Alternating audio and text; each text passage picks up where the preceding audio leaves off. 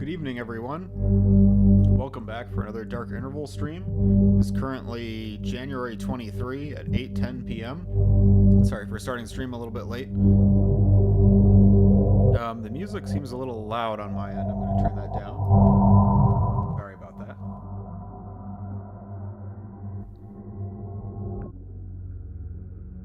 Hi, Dova Quartz. Hi, Concordia Willows. Concordio says, I just finished the ads and got another ad break, this time for 3 minutes. I'm sorry about that. I should clarify about the ads. The way it works is that Twitch has what are called pre-roll ads, which means when you click on the stream, it runs ads. And the only way to disable pre-roll ads is by having an ad break for 3 minutes. Every 3 minutes you get 60 minutes of pre-roll free. So I try to run the ads when the stream starts before I start actually playing to get 1 hour of pre-roll free stream, basically. But yeah, that's the unfortunate side effect of turning on the affiliate mode for the channel. I was hoping to add more things like point redeems and emojis, and I don't have that yet, but I'm hoping to get that ready pretty soon. Hi, Boom Donuts. Welcome. Boom Donuts says, I really like this beta mod. Me too. I've been really enjoying Dark Interval. Hi, Max Martian. Welcome.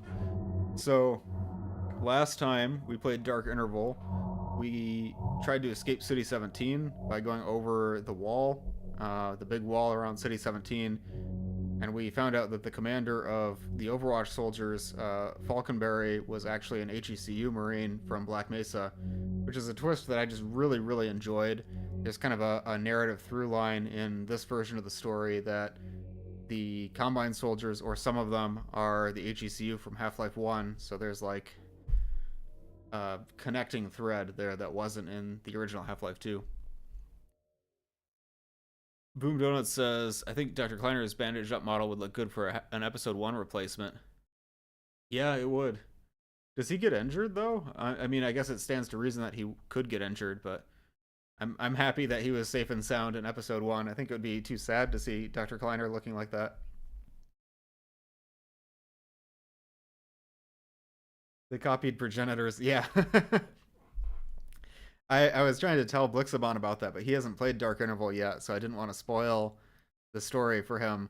So I had to kind of talk around the twist there, but it is kind of similar.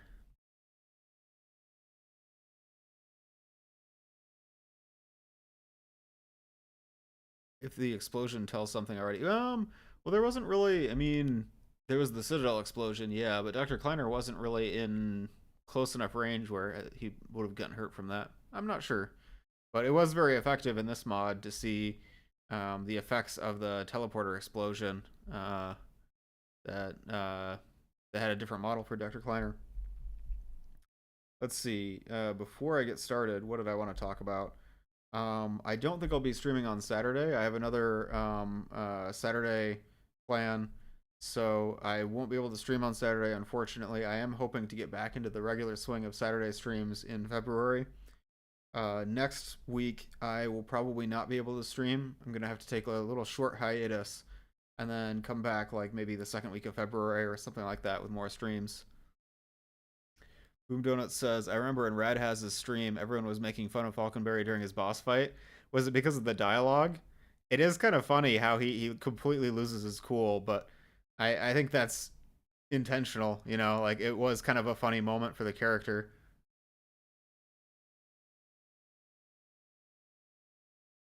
Bro's ass was not heavy.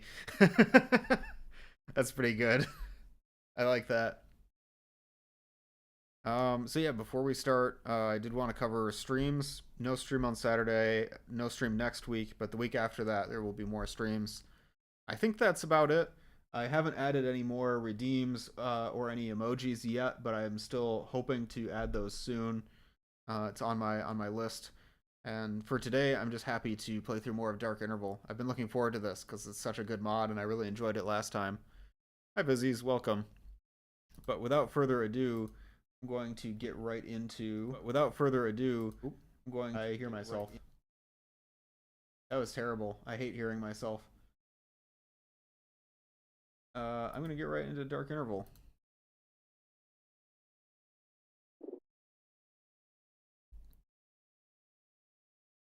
where we left off, we had just gotten over the wall, and now we're in the Wasteland, presumably traveling towards Eli Maxwell's lab, although I don't remember if we were told that's our goal. Falconberry is a really cool character. I just can't get his "get back here and die" line out of my mind. The actor did... Oh my goodness. I thought I already... Chat, didn't I already get a little bit farther than this? I feel like I loaded the wrong save. Yeah, this looks more accurate. Okay. The actor for Falconberry, I'm not sure who voiced him, but he did a really good job. One thing about this mod that I just keep thinking about, and I don't know how to explain it exactly, but the chromatic aberration effect is really, really good. Like, here, I'm going to turn it off just to show the difference. I don't know if it's even coming across on stream because the stream resolution... Ooh, wonder what that explosion was. But yeah, it looks almost the same without it. But then when you turn it on, chromatic aberration that is, chromatism they call it, it just kind of makes everything pop a little bit. You can see like around edges it like sort of blurs the colors, and I just really love that effect. Maybe it's nostalgia for playing games on CRT monitors, but I just think it looks great. Very, very subtle effect. So I probably seem like I'm talking about nothing because it's probably the stream down samples. Oh, I heard another explosion. The stream down samples my resolution from 1440p to 1080p, so it very well might not show up. Can't wait for when they get to the Arex and we see Vance's Gordon, that dropship is coming right for us. Yeah, I can't wait for that. Yeah, it just makes all the edges pop, because I assume what chromatism is doing is it's sort of offsetting all the colors by 1 pixel or something like that. So red and green are like on separate layers and they're shifted from each other.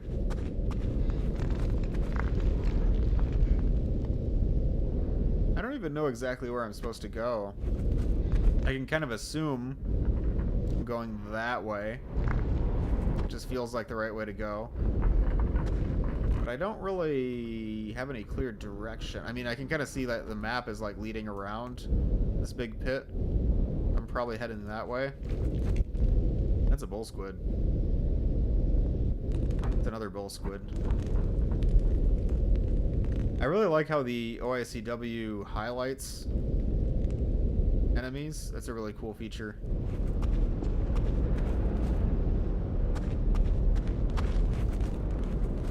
I remember talking about having that for Easy 2 at one point for the NVG. We never went anywhere with that. Did you see the wanted posters during the APC section of the canals? I'm not sure if we did or not. I can't recall that. I feel a little bit like I don't know where to go. What is this brush right here? Interesting. Don't think I'm supposed to go that way.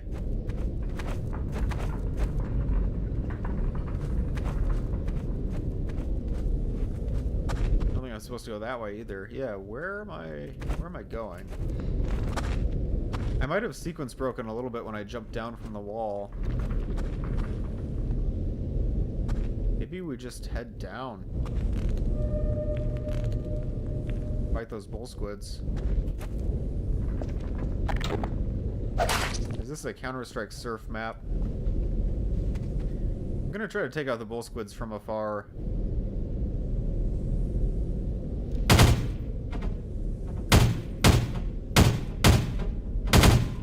I felt a little unfair.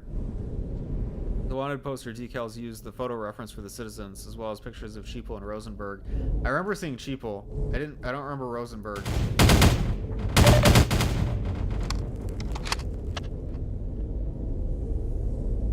I hear a dropship. Oh, that's a classic dropship. Where is it going? What is it holding? Doesn't look like a troop container. Range. It's got something, but I don't know what. Maybe it's an APC. Is that a crab synth? I think that might be a crab synth.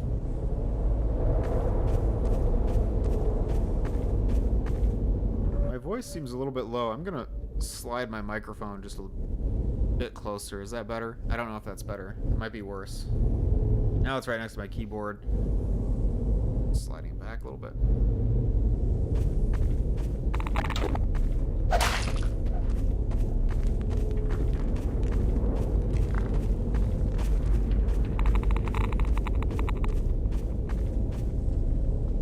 Genuinely excited for the Street Wars section when it arrives. Oh yeah, that's gonna be awesome. It's so much different in the version of the story that has the conscripts, because the rebels, the rebellion in that version of the story is more of an organized fighting force. I think that'll make it really interesting.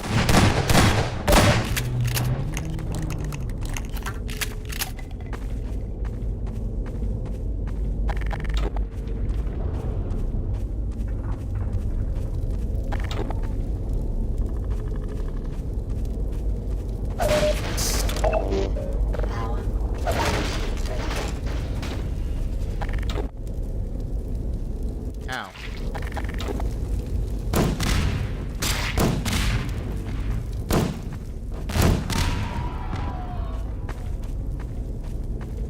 I wasted a lot of grenades there. I don't know why I did that. Conscripts for the win. Yeah, it'll be really interesting. It's just, it's kind of, oh, they're firing at me. It's kind of a different style from the uprising that we got in Half-Life 2, because the rebels in Half-Life 2 are citizens who armed themselves, right? So there's this feeling of like a ragtag group of freedom fighters. It doesn't really feel like they're like a military force.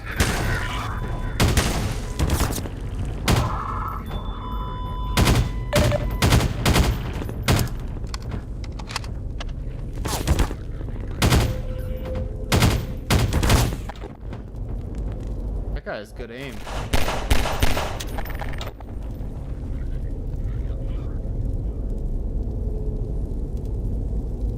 Taking a peek.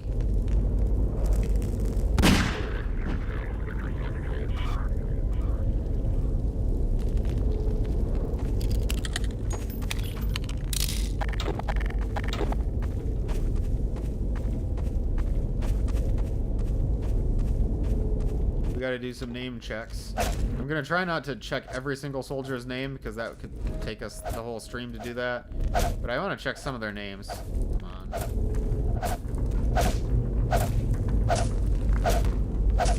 I don't know if this is... Oh, we almost got it. Long name. Couldn't quite get that one's name.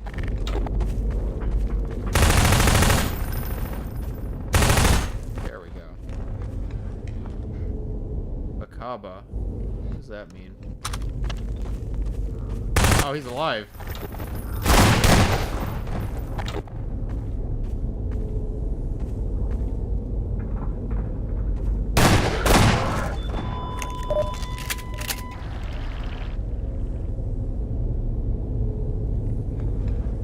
Call Antonio? I wonder if that's a reference to something. Oh, I think some of the bodies disappeared. Wait. Yeah. We're not going to be able to check all of their names. That nameplates thing is such a cool feature, though. I'm kind of obsessed with the nameplates.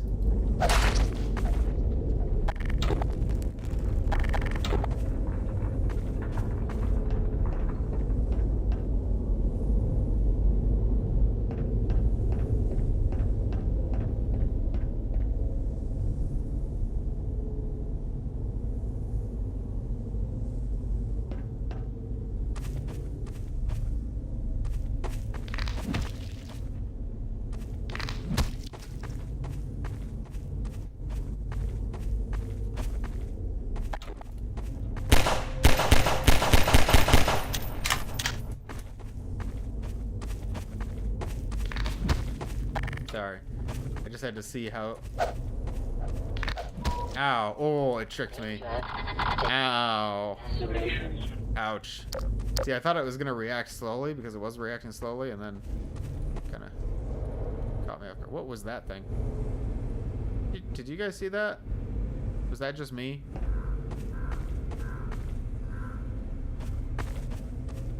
Something feels off here. Oh. Uh-oh.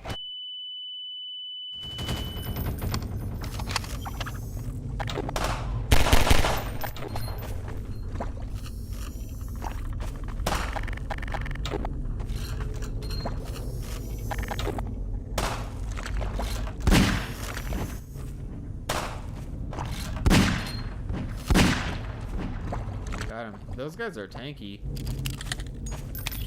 This one got killed by a hound eye. I don't think I can pick up their rifles. That's too bad. These guys, I take it, do not have nameplates.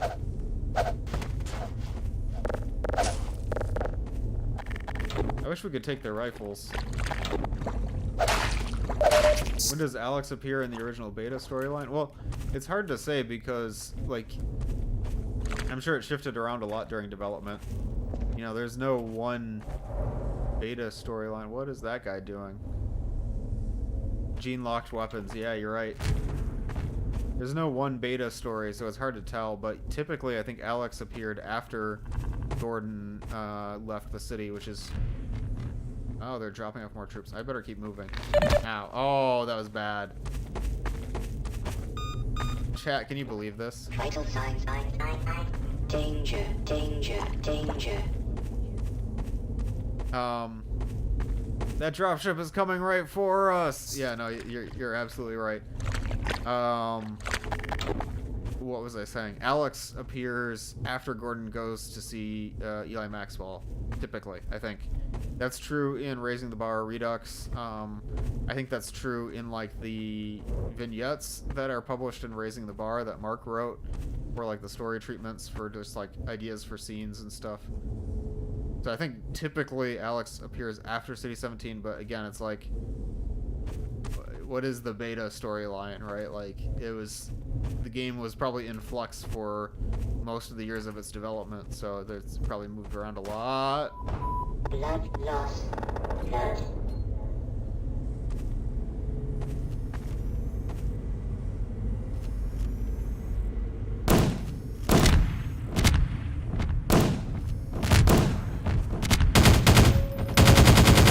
Got him. I only had to use all of my grenades and most of my bullets.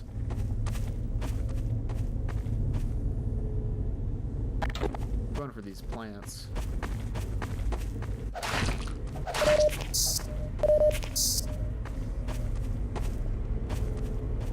Now you see why I'm not scared to die.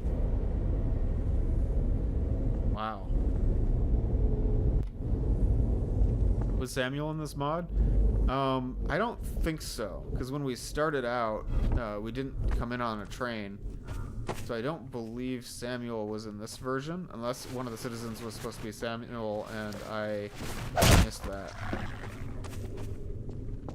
But it could be. Again, it's hard to tell, because they might not have name-dropped him.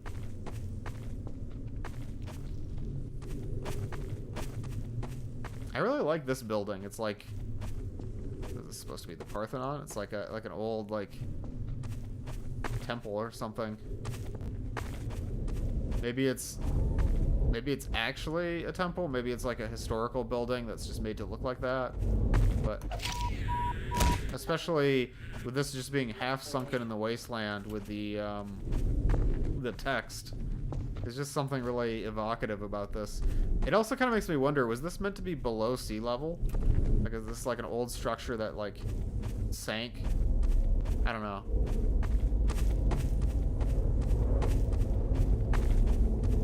And a single ominous payphone. Reminds me of Fallout. Yeah, it has that atmosphere, the post-apocalyptic vibe. I need more health. If I run up against one of those snipers again, I'm in serious trouble. Since we don't have as much with gas masks and such, it makes me wonder what Sam would be. Yeah, exactly. Since we came in on the Borealis, I don't think that part of the story was really in this version. Oh, a tent. Someone was living here. I was about to ask what they were cooking. They're cooking batteries, apparently.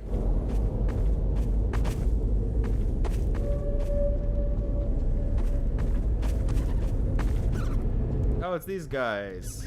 I love these things.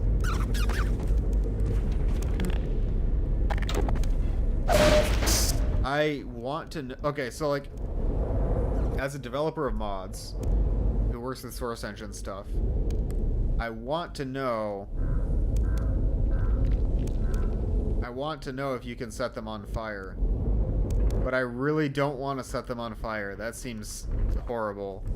That's awful, chat. Chat, do I set them on fire? Like, I need to know if they implemented that, but that's horrible. Okay, I'm gonna try it. I'm actually gonna save scum, just because this is so bad. I don't want it to be canon. Oh, oh no! Oh, I made myself sad.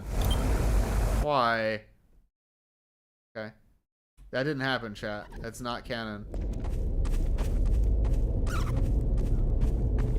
You know, some psychopath put these here just to get people to try that. What a monster.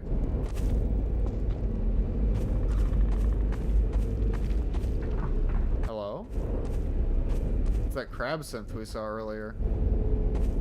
Okay, the hound eyes got to it first. Guess we don't need to worry about it so much. That guy's sleeping.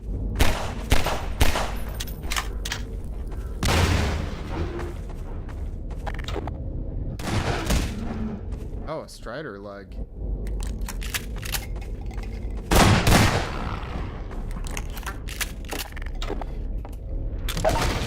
Power 45%. Power 60%. Blocking floaters, protozoans.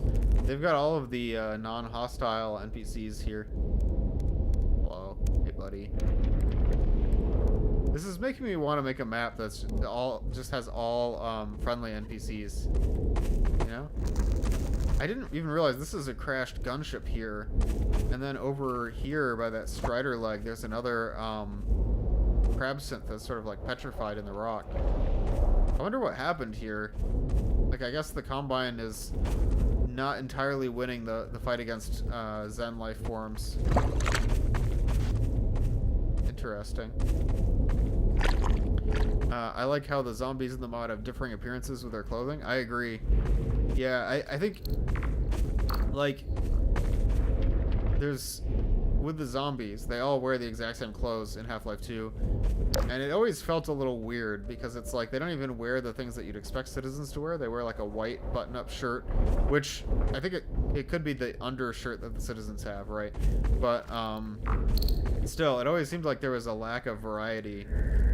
I feel like with older games, like up to Half-Life 2, the NPCs weren't really meant to be like their appearance was sort of representational in a way. It's like there's not like different versions of zombies for different environments. There's just a zombie, and a zombie is a zombie, almost like it's a character archetype. Like how all the security guards in Half-Life 1 are Barney, all the zombies in Half-Life 2 are zombie, and they all look the same. But I like to see in games now, like in Half-Life Alyx, where they change that paradigm a little bit and have more like variety within NPCs. Like a zombie isn't just a zombie, it might have like different clothing or different like models for what the character looks like depending on where the zombie is and who it was supposed to be. Captain Hexray, welcome Captain Hexray, says, to be honest, Half-Life 1 did have different head grab zombies. Actually, only opposing force and blue shift. Only opposing force, actually. But yeah, you said as of the expansions. Yeah, and that was something I really liked in Opposing Force. How they added soldier zombies and guard zombies. But I'm just thinking of the Half-Life 2. What happened to this bull squid? What have they done to my boy? And this healing pool is dried up. What was I gonna say? Didn't mean to, actually. No, it's okay. I'm just joking. That was actually me responding to your post. It makes Half-Life 2's lack of variety feel weird. I kind of get what they're going for, because, like, zombies are exclusively people from this area who are all citizens. So they all kind of wear the same clothes. But the zombies don't even wear the clothes that the citizens typically wear. So it seems strange, but only when you think about it, like, realistically. But I do really like how, like, in Half-Life Alyx, they have different appearances. I think that's a better way to go. Is this water toxic? No, it's actually fine.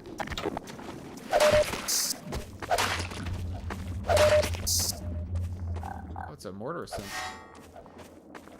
I've been trying to find an RNG zombie mod for Half-Life 2. I've seen some add-ons like that. I'm not sure how they work. Like, is there actually an RNG parameter for, like, a VMT? I don't know. I don't know if that's something you could do. The closest to an RNG zombie mod I found for Half-Life 2 was female headcrab zombies. Yeah. Does that actually randomize, or does it just make all of them the same model? Careful of the barnacles.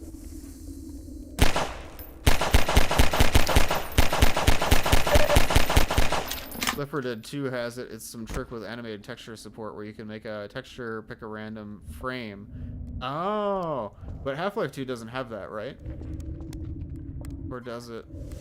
I've never used that. Like, I've used animated textures in Half-Life 2, but I've never used it as like a random frame selector thing. Yeah, I'm not sure either. It does make me curious, though. Tripod hoppers. Hi, Enderzilla. Welcome. I love the tripod hoppers. They're fun. It's nice to have NPCs that are just part of the environment and they're not just enemies. Hi, Ade. You didn't miss very much yet. We're just barely getting to the Wasteland. It's good to see you. It could be possible, just no one checked. Yeah, I'm curious to check now, because I think I've seen some, like, Game Banana add-ons or Steam Workshop add-ons that might use that technique, but I haven't actually tested them myself. That one sniper in the crater killed me so many times. Yeah, I fired, like, all my grenades at him, honestly. Oh, is this Eli Maxwell's lab? Ooh, I'm looking forward to this.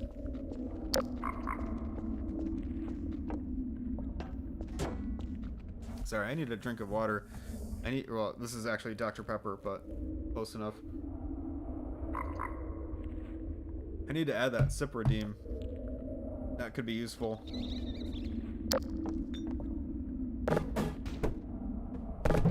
Oh.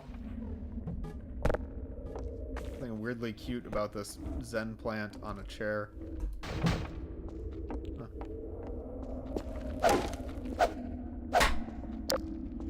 I don't have a gravity gun, so I can't. Let me add him.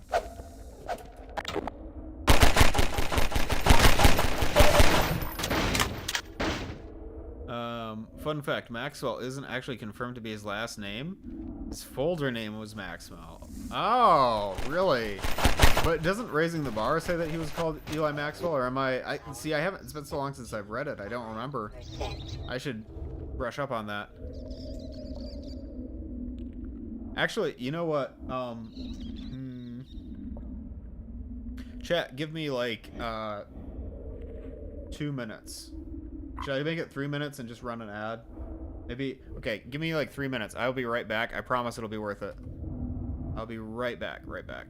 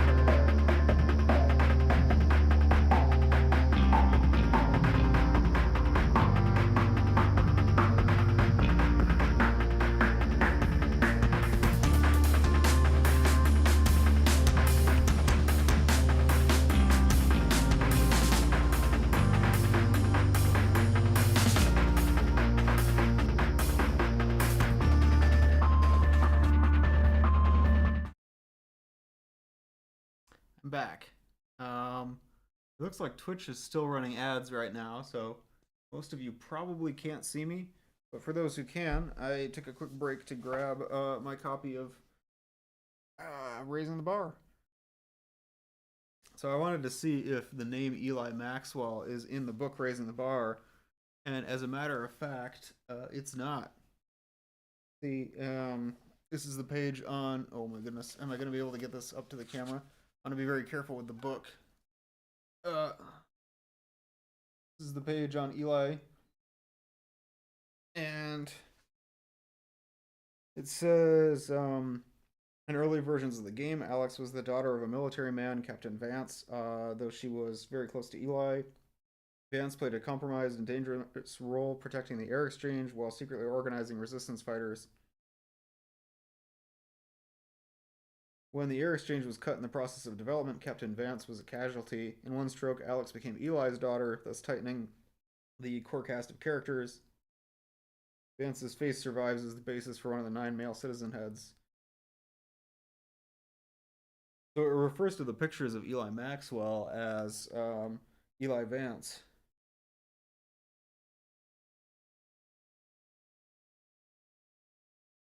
Oh, no way. It actually says that a bull squid ate Eli's leg. Oh, the ad break is over. Okay, so just to repeat myself, sorry if the ad was blocking, but I got my copy of Half-Life 2 Raising the Bar here, and I found out that basically it never actually on the showing up at all. I don't think there's no light for that. You gotta take my word for it. I'm sorry. It doesn't say Eli Maxwell once in the book, which is really interesting. I thought for sure this is kind of a Mandela effect because everyone refers to the character as Eli Maxwell from the beta. Yeah, hiding the truth from you. Also, this is the only time my ears have been on stream and I feel kind of naked because I didn't put my headphones back on. But yeah, it refers to him as Eli Vance, even when he's shown as like the pre-Captain Vance being cut character, which is really interesting. It also says that Eli's leg was taken by a bull squid, which there's a cut line of dialogue about that, but I forgot that the book Raising the Bar just says, like literally the paragraph about Eli that talks about his character just says, the last sentence of the paragraph is, a bull squid took his leg. That's not even relevant to what the paragraph is about. They just threw in a bull squid took his leg. That's the last sentence. Okay. But yeah, Raising the Bar, people, this is the book that this is all based on. I'm just gonna set this aside very carefully. I love this book.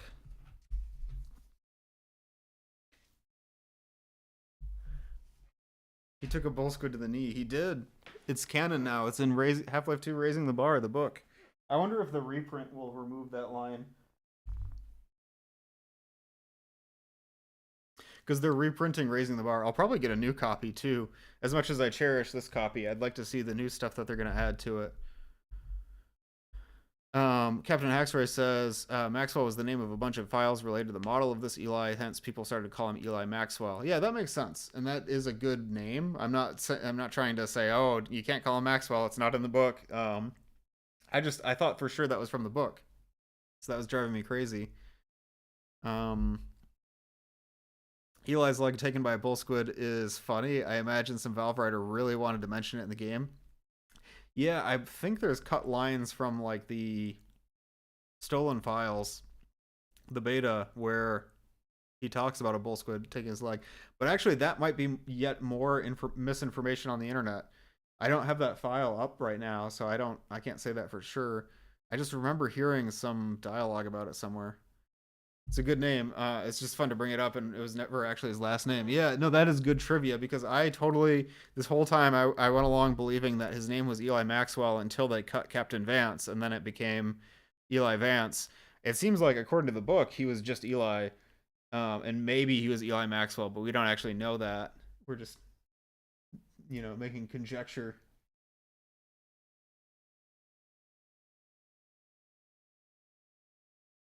Okay, I should get back to the game now. Sorry, guys. Maybe that's the mythical beta voice line. Oh, I vaguely recall a claim that Eli lost his leg helping Kleiner get into City 17. I remember that being mentioned in an email from Mark Laidlaw, but those emails, it's impossible to verify them, right? So sometimes I wonder if most of them weren't written for the Combine Over Wiki or the Half-Life 2 Wiki. You know, most of them sound like Mark's voice, so, but it's like, it'd be so easy to fake that. But usually I trust those as a source of truth as like, as far as development stuff goes. Yeah, there's transcripts of all the voice lines of the Combine Over Wiki. That's where I usually look for those. And there's really some eye-opening things in the cut lines. They did a good job of like hiding, like making the world more mysterious by cutting certain things out of the dialogue. So looking back and seeing, like, for example, that Dr. Breen mentions that the Combine specifically showed him 36 dimensions that he was allowed to have information about. It just seems so random. Like, why 36?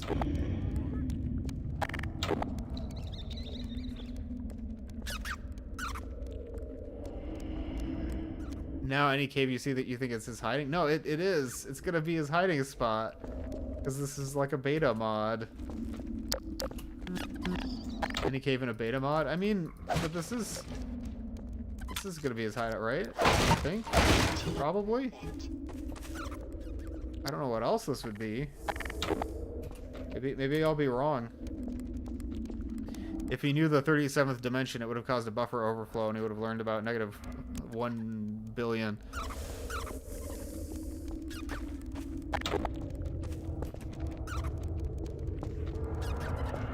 I said on my last stream, what was that? Oh. I said on my last stream that I was going to, I got distracted by hydras, I'm sorry. I said I was going to make the font bigger on the chat on screen, and I never did. I still need to do, oh. I really want to see the hydras attack that zombie, but I don't think I'm going to be able to get the zombie closer to the hydras than I am. Oh, they're doing it.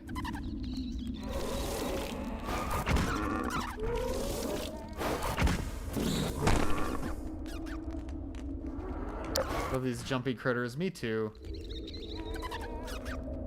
That was kind of anticlimactic. They need like dynamic interactions for the Hydra impaling a zombie. Come on, I really want to see the Hydra kill a zombie. Please. No, don't run away. Where's he going? What?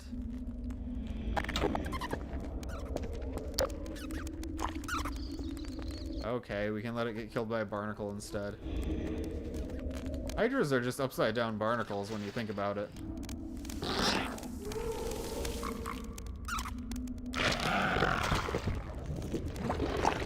Wait a minute. Did they do that in Half-Life 2? I know in Half-Life Alyx they can eat the head crabs off of zombies, but I don't remember if that was in Half-Life 2 or not. I'm now drawing a blank. Ah! Okay, I fell into the Hydra nest. That's awesome.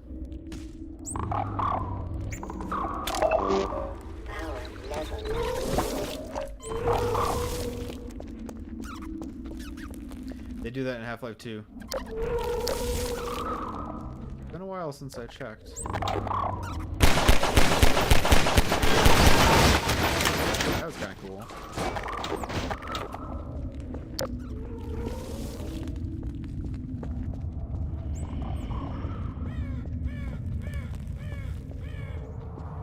Oh, wait, you were right, Ade. That wasn't Eli's lab. An antlion. We haven't been properly introduced to antlions yet.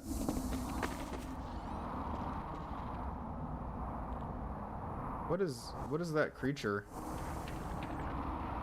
What is that? La Creatura. What is that thing? Weird. I've got a bad feeling if I step on the sand, the antlions are gonna come out. No.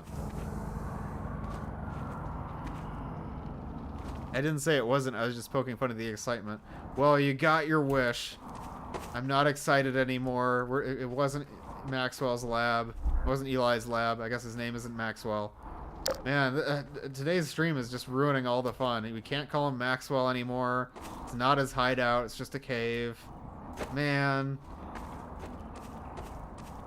We can't have nice things.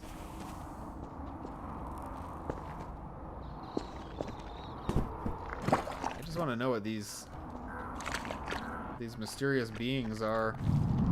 Like a bull squid mixed with a mole. That's really actually quite interesting. Hello. Hi. It sounds like R2-D2.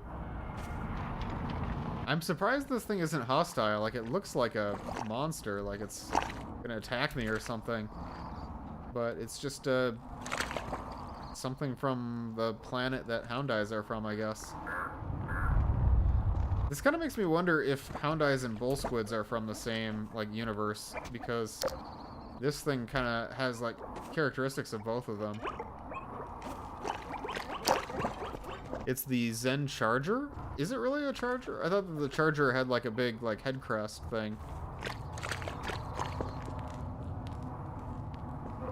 It vaguely looks like a dropship for the creature? I don't know.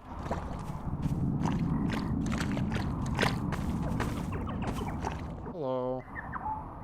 They're oddly kind of cute, but also terrifying. They have a proboscis, like an insect. It's kind of weird. They're like anteaters. That's what they're like. Interesting. Whoever made this model must have had a lot of fun with the character animation.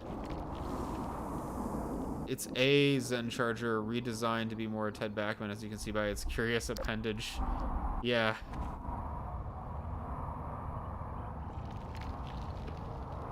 Should I try to pull up the page on the Zen Charger in the book? I think we've pulled out the book enough times for one stream.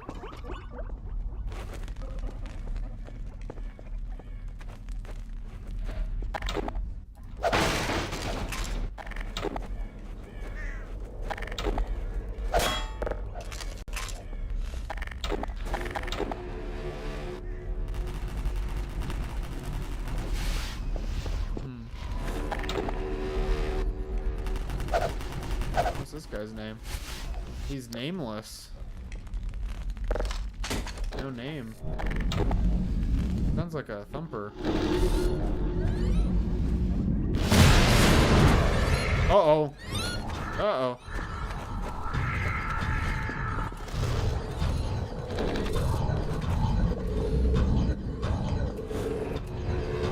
Oh, I can't climb up on this rock. Where am I supposed to go?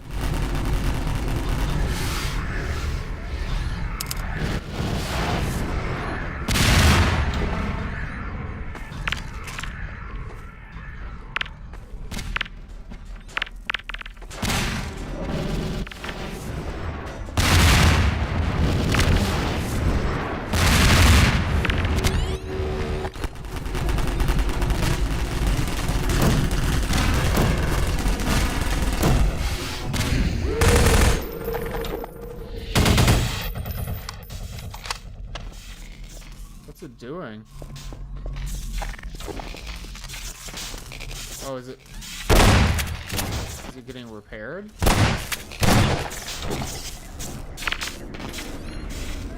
Oh, a Mortarson.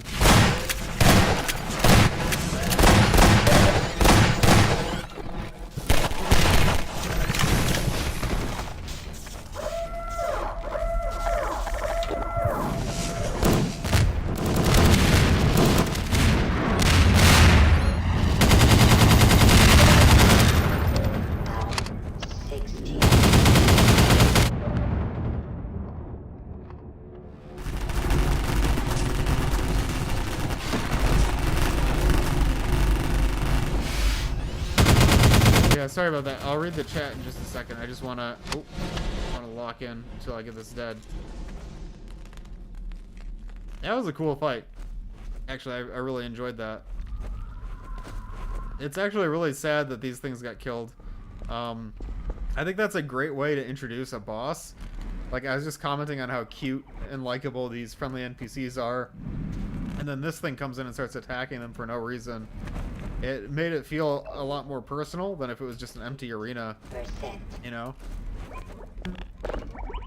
Sorry, man. What did the chat say, though? I do love to see someone else excited about the games I play. Yeah, absolutely. Yeah, no, I was just joking about that. No, I just thought it was funny. I hope I seem excited. I am excited about mods like this. 30%. It's a lot of fun. I love the crab synth being used in this mod. It usually gets left out of beta mods. Really? I'm surprised. Now I kind of wonder, the implementation of the crab synth here is probably Maestro Phoenix worked on it, right? I believe. And then I think the same crab synth code was used for the Easy 2 implementation that Blix did, I think. Actually, don't quote me on that. I'm not 100% sure. But I liked this version had like a rocket attack where it shoots rockets up in the air like an APC. That was kind of cool. And I liked it felt a little bit more organic because it actually bled when I shot at it. I thought that helped because it could let me know that I was getting through the armor. 5%. I've never seen anyone try to use it. There's some mods on the Easy 2 workshop that have it. Those are pretty cool. But yeah, I don't usually see crab synth show up. I wish they'd use different projectiles. I don't know how it would load itself with rockets. Yeah, it's just like the bombs on the helicopter. Like, how do they all fit in there? I guess the rockets probably came out of, like, here? Maybe? I don't know. But yeah, I mean, they are partially synthetic, so I suppose it makes sense. But something that was more alien would probably fit their look a little bit more. Although it does have, like, a minigun underneath it that we can't see now. But yeah, that was a cool fight. I like to think the helicopter bombs are inflatable. Oh, that's hilarious. I would have said that they're like manufactured on the fly. Like the helicopter just has like a 3D printer.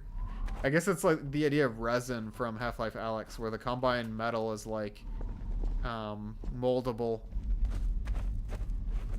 The bombs do look like they could be folded for storage. I need to take a closer look at them. I never really questioned it that much. So antlions. I'm getting antlions here. Getting antlions, I think.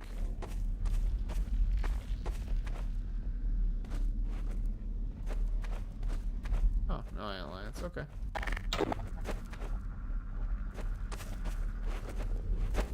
So I like that we're seeing some dead antlions first before we have to fight them, because that way we're sort of introduced to the idea beforehand.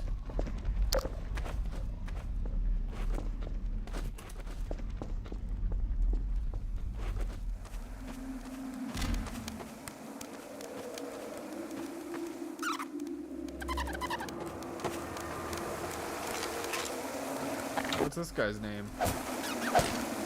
Excuse me, sir. What's your name? Excuse me, sir. I'm having trouble getting this guy to stick around. I don't know if we'll ever know this guy's name. Unfortunate.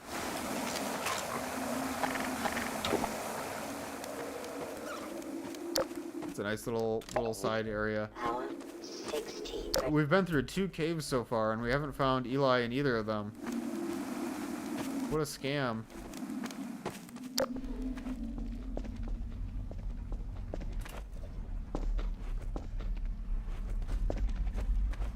They would have named him Rocky. It's waiting for the antlions to come out of the sand. Oh.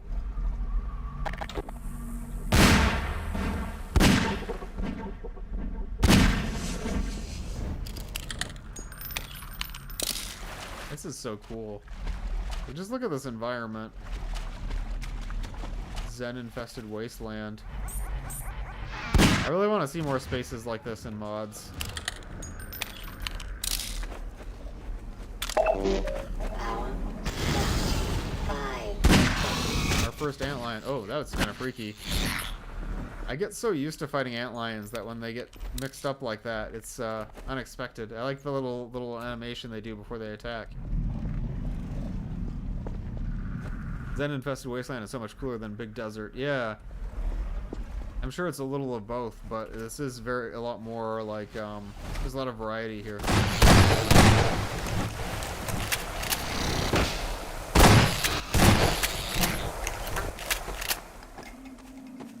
There's so many enemies in this mod. I really like NPC variety.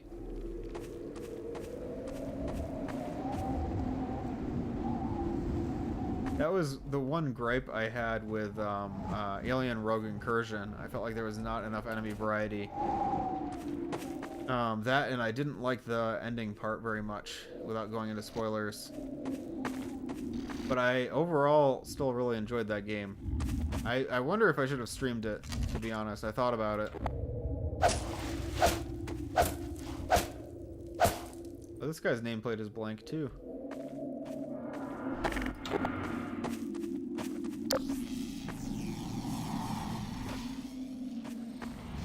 Is that Portal Storm? Ooh, that's kind of freaky. That was interesting. So the Portal Storm actually seemed to suck up props and NPCs, almost like a Zen grenade. It's I think it's based on the Vortex grenade cut weapon, same as the Zen grenades are.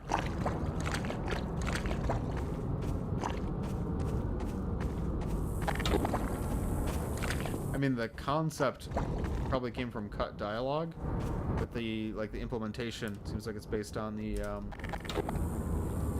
Hopwire Vortex grenade.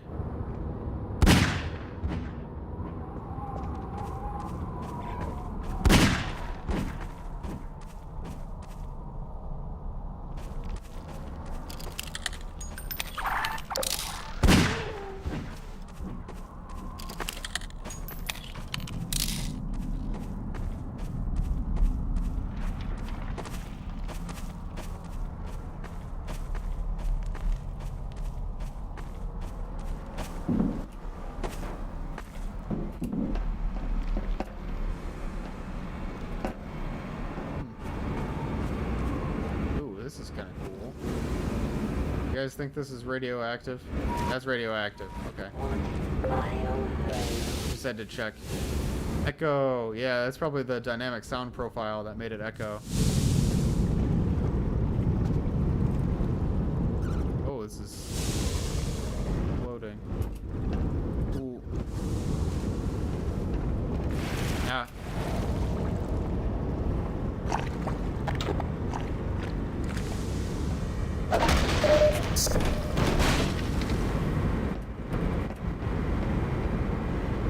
This feels very Half-Life, you know?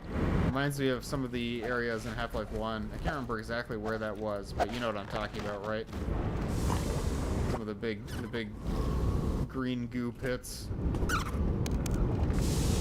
Excuse me, guy. I think it's on a rail. Is it on a rail? No, it's not. Oh, shoot. So it's not actually marked as radiation, it's marked as biohazard. That's kind of interesting. Black Mesa's legendary. Ah. Uh-oh. They're fighting each other. What? I'm kind of in shock there. There's these little bugs.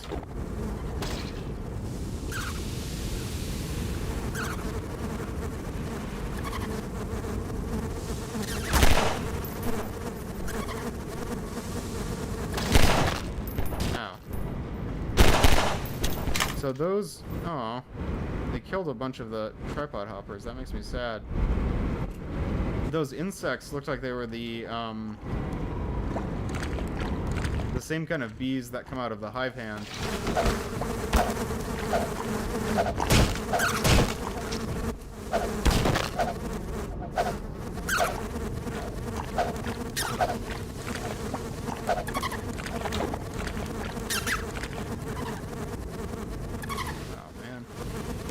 Get it.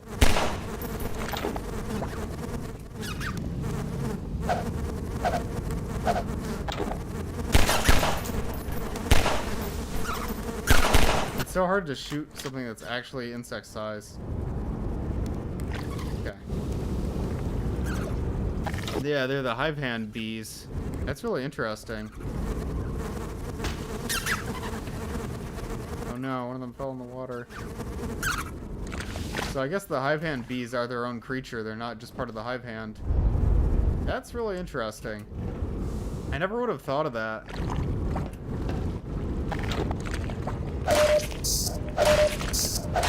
Some of these ideas are so good, they kind of make me think, like, why didn't we think of this when I was trying to come up with aliens for Easy 2, you know? Like, things like snarks would have been good, too. Snarks or hornets. Yeah, those are like hive hand eggs. That's really interesting. I wonder if we'll see any more complete hive hands. Probably not, because there's no alien grunts around.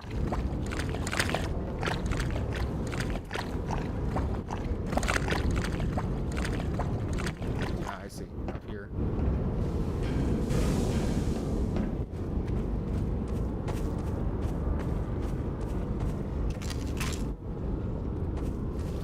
A flying ichthyosaur?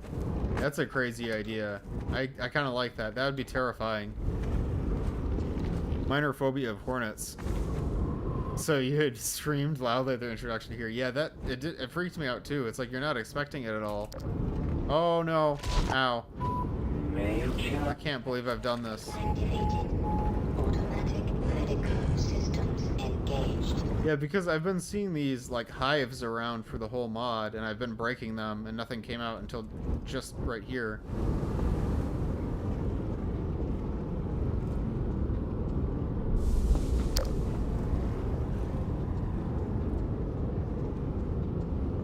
They make you break a bunch of normal ones and then slip in a bloody vein one right in the middle. Yeah, I did notice that there's like a different texture for the ones that have hornets in them. It has like the veins that you're talking about. But I didn't know that I was looking out for that until it was too late. Is this Eli's lab? If I had a suit like that, I'd be going to the other end of that pipe more often.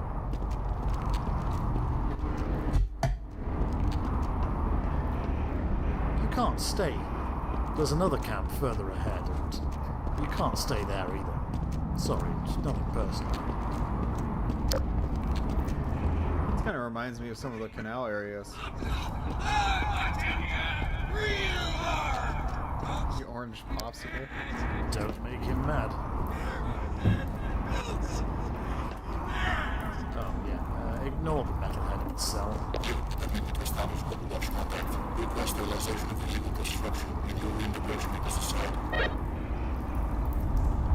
This is... We don't have radio here. The only way we make contact is by walking, and you're not going anywhere. That's actually really cool. This reminds me a lot of the Scar Zero scene in Easy 2, and this is way better, like, honestly. It's interesting to think, like, as a captive, that a Combine soldier would just politely ask you to help him contact Overwatch. I never would have thought of that. It kind of makes sense, though. It's like, he knows what he wants. He's just gonna say, hey, let me contact Overwatch and kill everyone here, and they're like, no. And then he just keeps asking the same question. Through the dirt 3 days ago, crying and shaking, but now acting all tough. It's pathetic. This is awesome. Okay. This is good characterization for the soldiers. And I feel like it succeeds at doing what I failed to do with the Scar Zero scene. What's this guy's name? Does he not have a name? I feel like he has a name, but I just can't see it very well.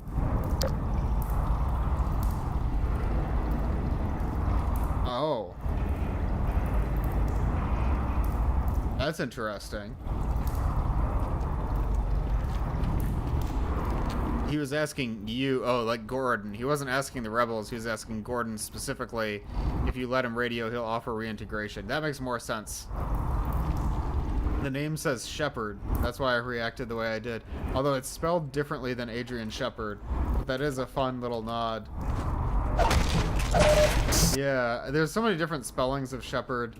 I think Adrian Shepard is spelled with an H. Like Sheppherd, I believe. Not like Commander Shepard in Mass Effect. This is a different spelling, but I think that's a fun reference. We've got some ammo in those crates over there. Oh, thanks. I already took it. Help yourself to supplies and keep moving. Oh, thank you. This guy seems a lot more polite than the rest of them. But yeah, I really like the captive Combine soldier scene. Walking that way, you'll come to an old junkyard. The junk man probably died by now, but that's the place you want to go. The junk man. I think the junk man is Eli. Better directions. I've never been out that way myself. Opposing Force 2 mod, but the reveal at the end is you weren't Adrian because of incorrect spelling. It's just like Barney in Azure Sheep, right? Like, it's like he's Barney, but he's not the same Barney because of Blue Shift. Yeah, there's a windmill to power stuff. That's really cool. I really like this place. This is a clean den. Ooh. Dehabitations are now compliance. Cooperating with those mindless exit drones, where they belong in the generator cells. Oh, look who's talking about drones. We have knocked out neural integration once. It focuses and improves individual aspects of it. That's cool. I like this characterization for the Combine soldier. I think it works really well with, because there's always been a lot of confusion in the fandom about how, like, their brainwashing would work. Like, how are they supposed to act if they've sort of been retrained through the, you know, the Combine augmentations. But having them just be sort of like apologists for the Combine, who are just constantly very positive about what the Combine is doing, it just makes sense. Like, they're volunteers, but they've also been augmented. They have their emotions altered, so it's like, I think that just makes a lot of sense. Can you do me a favor and save the game and you know what to do? Alright. For science, you're right. So, wait a minute. There's two different versions of this I can see. I'm gonna try both of them. I assumed Combine soldiers also have a lot of memory loss. Yeah, absolutely. They're still capable of acting on an individual basis. I think that makes the most sense to me.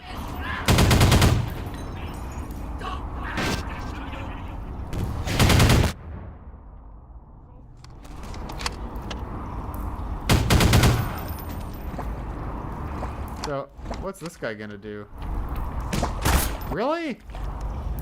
But I did what you asked. But you told me if I let you out, you'd offer me a reintegration. That's actually cool because it's just like in Half-Life Alyx how they lie to you. They say like, "Oh, come out, it's safe," and then you know, they'll attack you right away. That's another good bit of characterization for the Combine soldiers. Never trust the Combine, exactly. Now, what happens if I kill him? To the compost pile he goes. Oh, they do not care. That's kind of fun.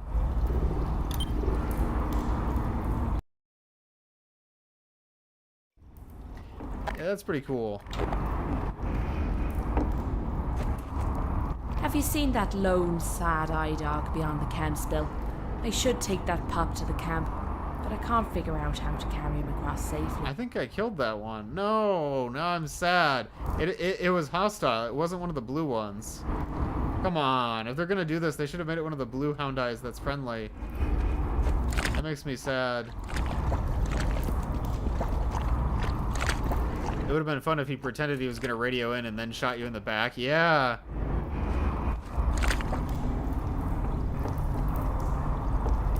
Yeah, that would have been really good.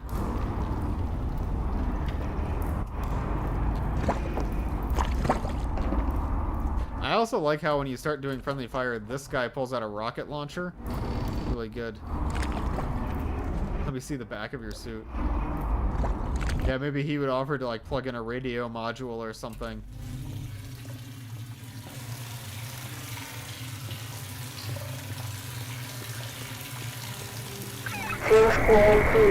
Deploy to Countdown 118. Last chance to continue. Another crab synth. Ruh-roh.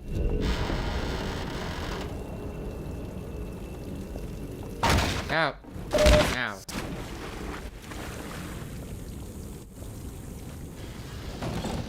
That was cool. I think they reused that destruction sim from episode 2.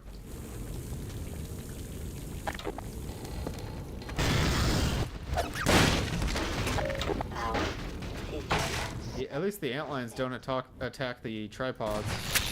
I can't talk today. Maybe I should start doing like vocal exercises before stream. Sometimes I do that. My friend sent me a page of them like years and years ago, and I still read them every now and then. Didn't do it this time though.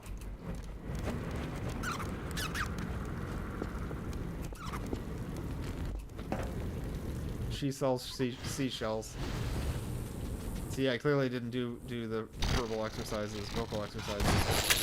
No. I think that was one of them, actually. Oh. I bounced off of a piece of geometry. Like this thing, kind of like, if you bump into it, it's like clipped weirdly. Weird. Okay.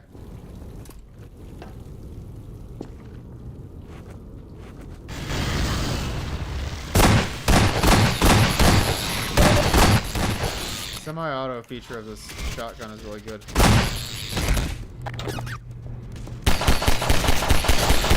I don't like the way they like run at you with their front legs up. Like, it's scary. I mean, I do like it, but like, it's scary. Group of rebels with the captured soldier was really interesting. I agree. I really liked that scene. Uh-oh.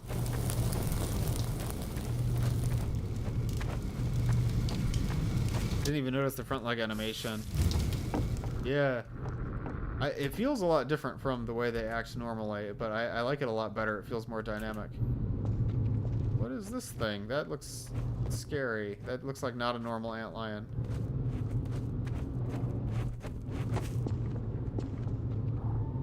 Oh.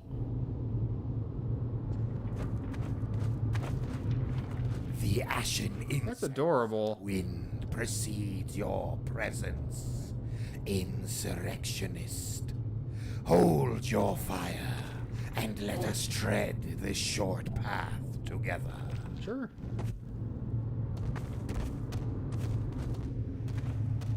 Okay, I am obligated to do something. I'm sorry. Balance was achieved in this place.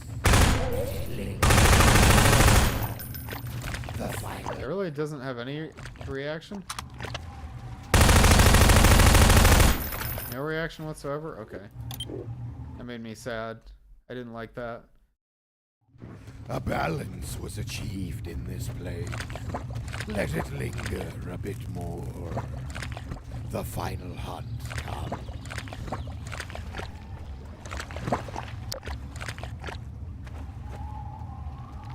It's kind of weird that they had the Combine Soldier react, but not the Vort here. Yeah. Bro does not care that you just killed the stock. Yeah.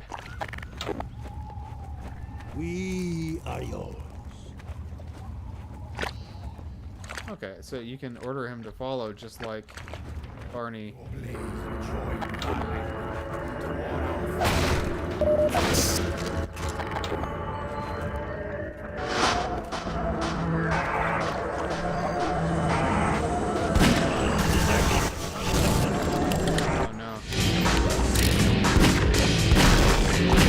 Oh no.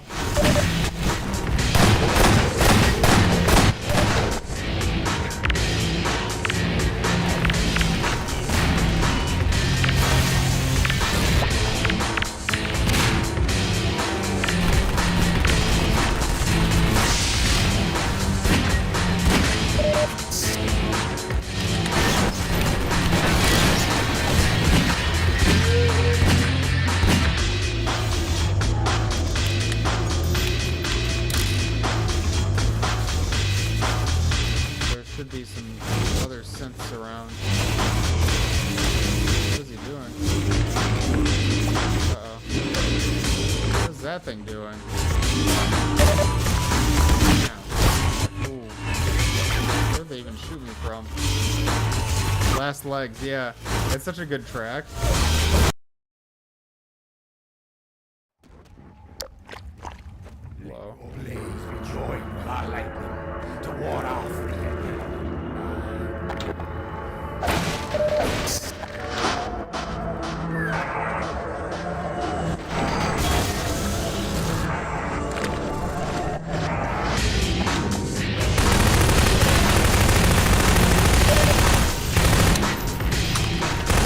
That seems armored over there.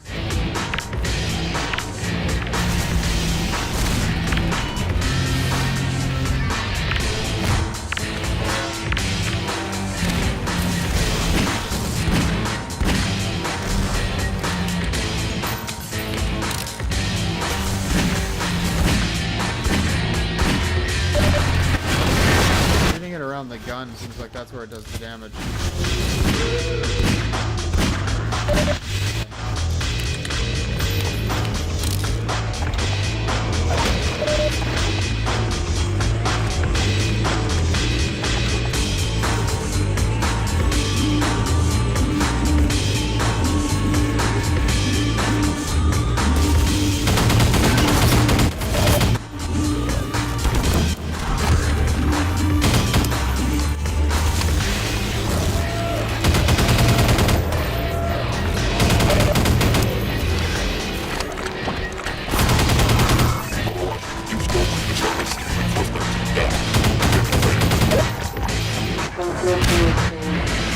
Mission declared failed. Remaining units retract autonomously.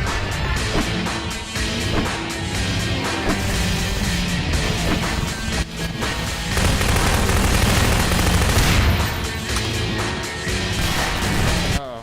This is not good enough cover. That is not good cover.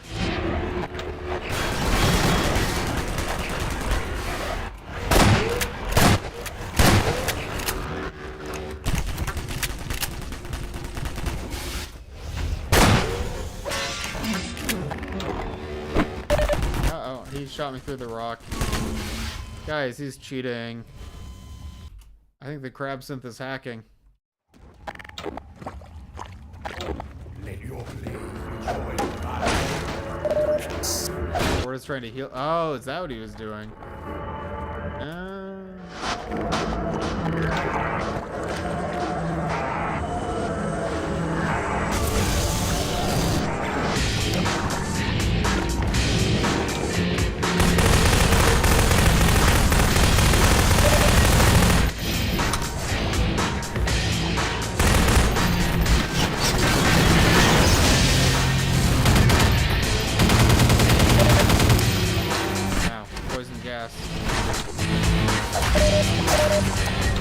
Hound eyes are kind of in the way of grenades. Like, I'm gonna blow up the hound eye. Oh no.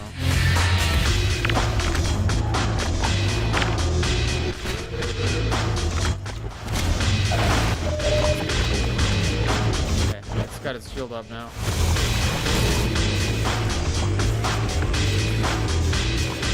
Your 80 HP has some lines about needing to stand still so we can kill you? Oh.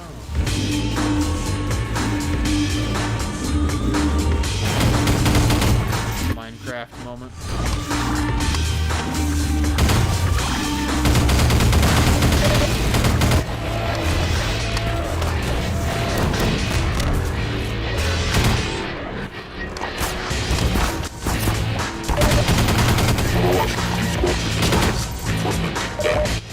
Can you get some more health? Mission declared failed. Remaining units retract autonomously.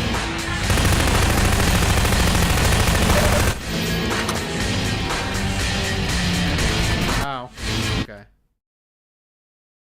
This fight seems really hard. Let your blade. There isn't really a lot of good cover.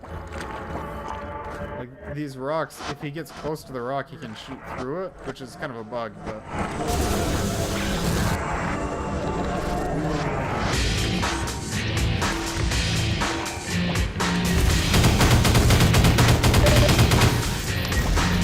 Oh, I see. It looks like the OICW is kind of like armor piercing. He's dead. Okay. Uh-oh. I I thought he was gonna survive longer.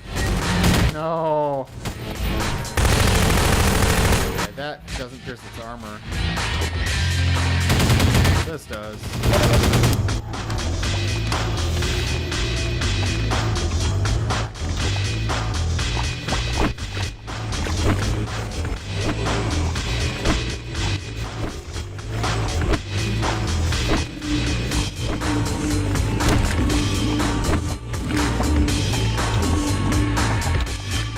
The board is not mission critical. Yeah, apparently not. Hopefully not.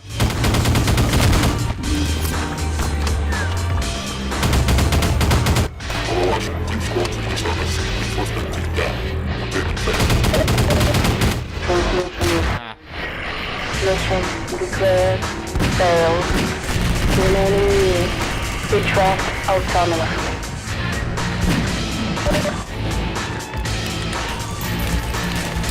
Come on, come closer.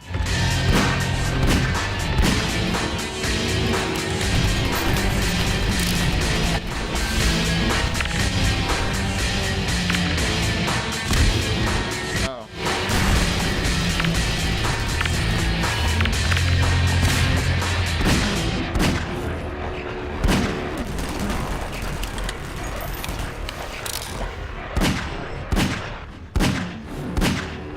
I feel like at a distance he's not very much of a threat, and he doesn't really close the distance.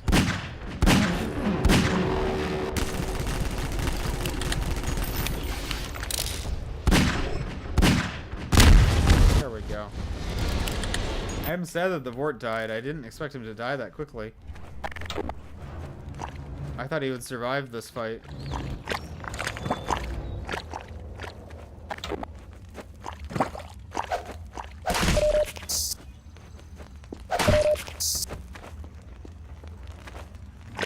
Fantastic. Fantastic. That's how you do it, eh, Freeman? Yeah, I can't believe this day has finally come. me neither. Between you and me, I don't trust those. I do. That's very disrespectful.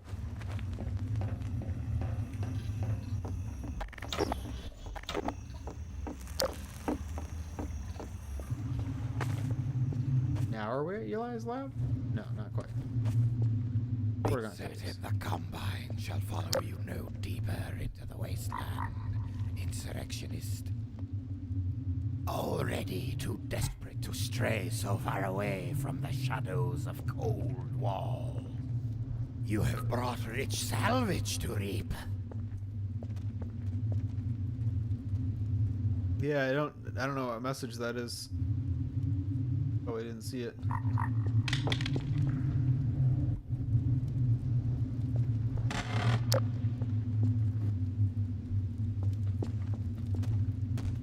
We Oh, deem this salvage. company inviolable. None of your All Vought we philosophy. have is yours.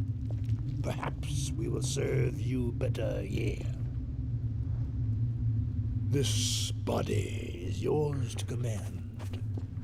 Oh, I can order him to follow me. That's kind of cool. Can I order the citizens to follow me too? No, they're just chilling. Only the Vortigaunt. Marks a turning point. Couldn't have put it better myself. Our place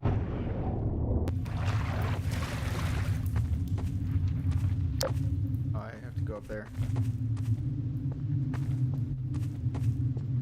Rebels need to turn Crabsmith Gatling gun into an replacement turret. That would actually be really cool. Yeah, what were you gonna say, Boom Donuts? Such radiant machinery encases you. Such dreams embedded in its wires. It serves you well. Vortigaunt really likes the HEV suit. firm. The freeman does here we stay. I think you already mentioned this earlier, but I also find it interesting how the woman says that how the soldier basically arrived at the base all terrified, but is now trying to act all tough. Yeah. I think, like, in this case, it's not, you know, having his humanity intact, because he clearly does have the Combine programming, but it's more like seeing a more human side to them. You know, that they're still able to be scared, they're still able to be injured and such. When she says that he's acting tough, it seems like he's literally... Oh, what the... And to what end?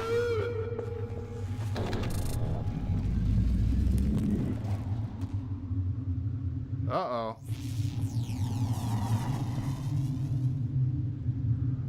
We are leaving. But yeah, I like being able to see the more human side of the soldiers. It's cool.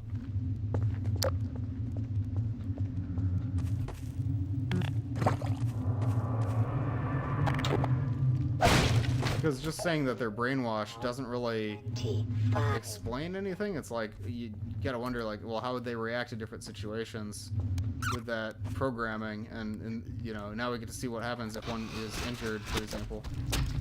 Oh no, don't hurt the tripod hopper. Wait, is it friendly? It's probably not friendly, I'm guessing. Blue hound eyes are friendly, but blue antlions are not friendly. The Vort responding to that whole scene with "we're leaving" is funny, yeah. New climb mechanic? Yeah. Oh, you're right, I didn't even notice.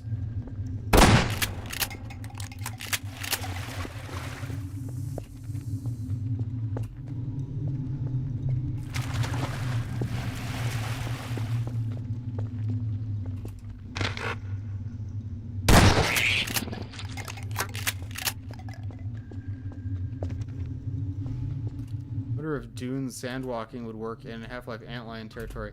It's interesting because the Antlions seem to follow the opposite of Doom rules. Dune rules. Because like the Thumpers in Dune are supposed to attract sandworms. The Thumpers in Half-Life obviously repel Antlions. The Antlions aren't drawn to rhythmic noises. They're actually like they stay away from them. Maybe because it means there's bigger predators hunting or something. Ade, thanks for pointing out the new climbing mechanic, because if you hadn't said that, I would have forgotten. This mod needs more Chum Toad. I agree.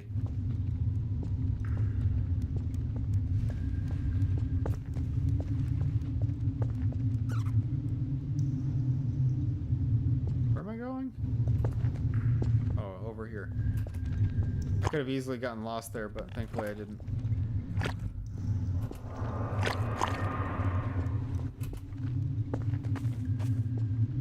Honestly, with the rate this mod is going, I'm expecting a Chum Toad as a weapon. Oh, that'd be fun. That'd be a lot of fun.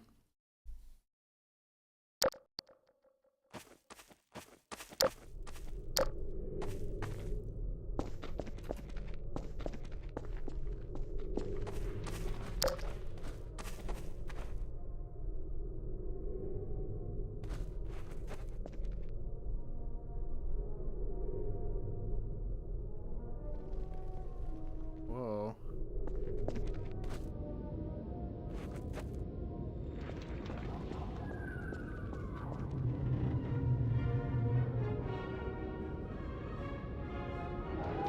This has so much atmosphere.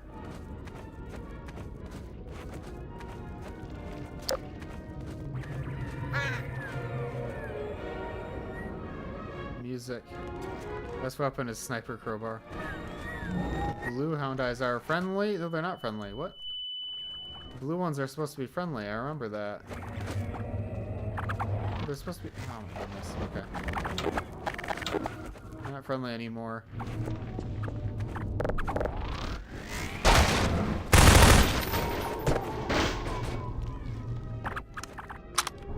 Leave me alone. Don't attack me.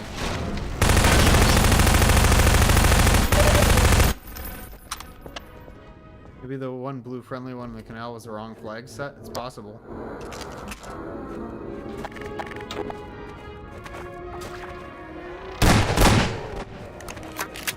Fast zombie.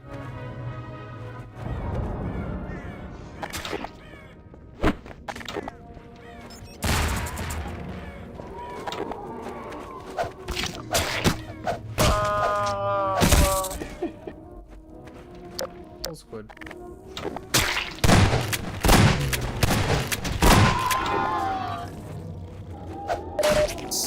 Yeah, it seems like some hound eyes are tamed and some are not. It'd be interesting if hound eyes were just always friendly. Very different from Half-Life 1.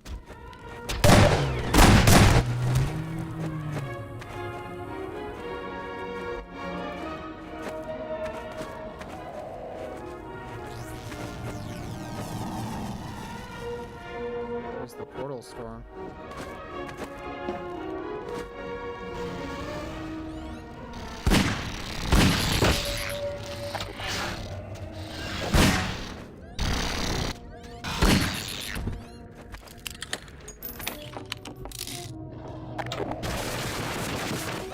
Heard a distant bull squid sound.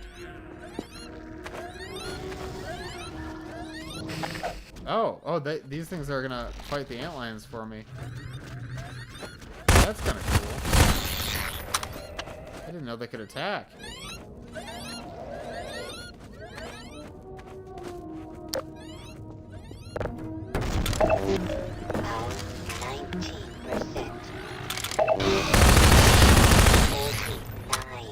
Yeah, they seem to spit like acid or something.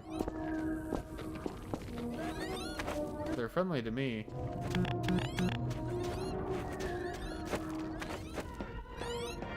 Friendly aliens was such a cool idea for this mod. I love it.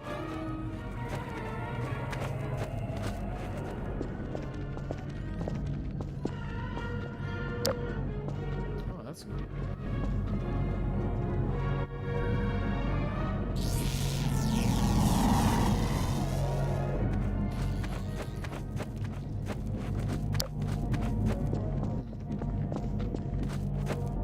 There's a way into this ship. Are those hound eyes friendly? I have no idea which hound eyes are friendly, guys.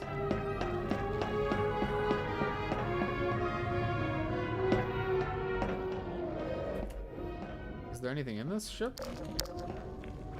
Looks like it's empty. I thought there would be someone living here, considering this sounds like this is where the music is coming from.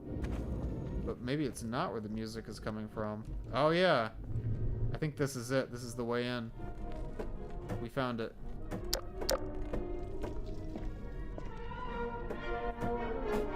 Hopefully I didn't cut that outdoor section too short.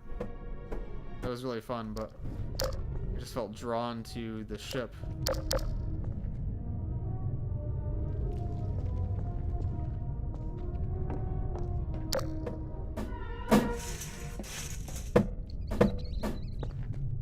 Where'd the music go? Oh. Loading.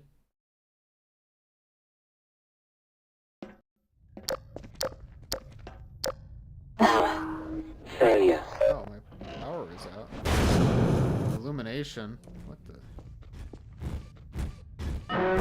That's scary. I know that's dog, but...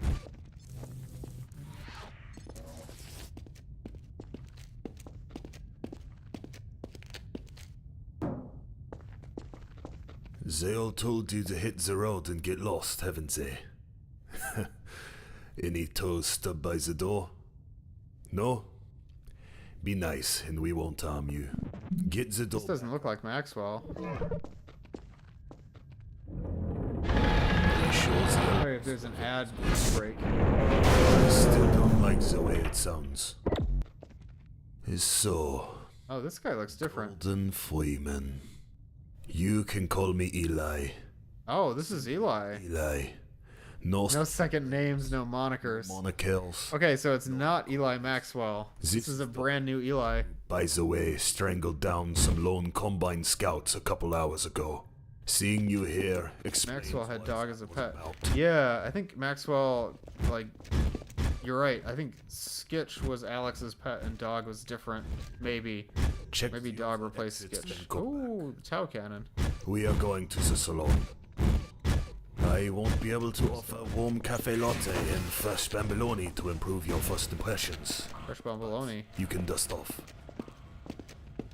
Okay, I'm gonna pause for just a couple minutes here. We have an ad break going on for 2 more minutes, so I'm gonna go AFK for just 2 minutes and then I will return. Be right back.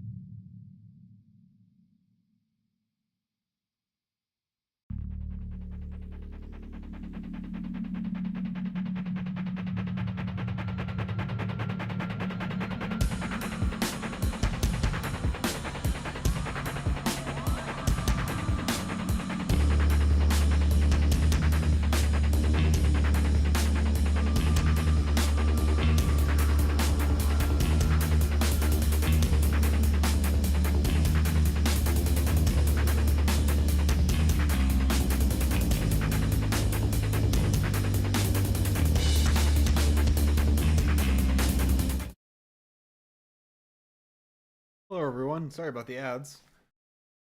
Hopefully that break wasn't too disruptive.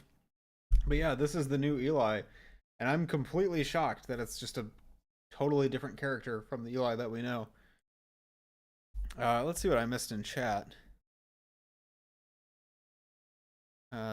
Yeah, sorry about the ads. Hi, Vizzies. Dinosaur emote. Maxwell hitting us with the ad trap. Yeah. He doesn't have a missing leg, so he's not Maxwell, but you still get to see a scientist's cave. Yeah, exactly. I'm curious what this new version of Eli is like. Eli looks like the charpal model before he got charpaled. That's horrible.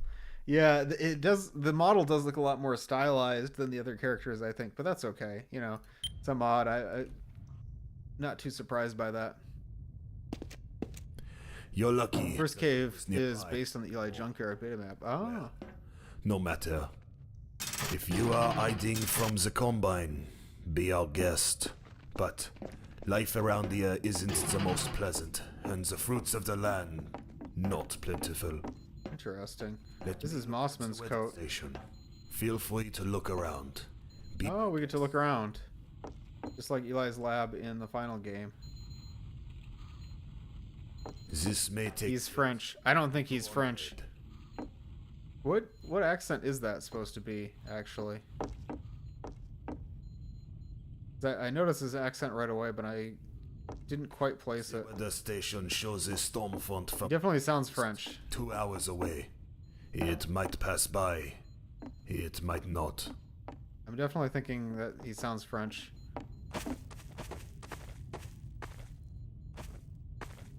Sometimes it sounds French, but other times it sounds Russian. It would make sense if he was from the country where Half-Life 2 takes place. Although, wait, Dark Interval... Is Dark Interval still in Eastern Europe? Like it might. This might actually be in America, so it's like...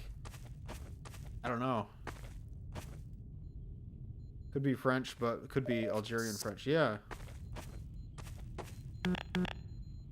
Is that the robot from the Half-Life 1 Alpha? That's a deep cut reference. Now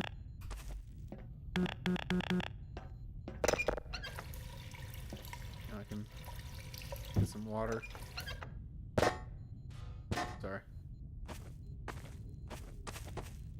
What does this say? The survival book. I blame Radhaz for that robot, yeah.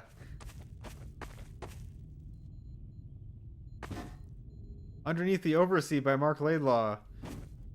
I really want to read some Mark Laidlaw books. I haven't really read any of his books, and it makes me feel bad. I've always been curious about them. Can't quite tell what these are. Although... I think it's Terminator? I'm not sure. Yeah, Terminator 2, but like what else? That looks like a drawing of a bull squid. That looks like that could also be a bull squid. And that's a zombie assassin. Maybe Gordon? This looks almost like some anime? Something? I don't know. Bubblegum stickers. Oh, okay. The resolution is so low. Let me make sure that my texture settings are turned on high. They absolutely should be. Yeah, they are. Huh.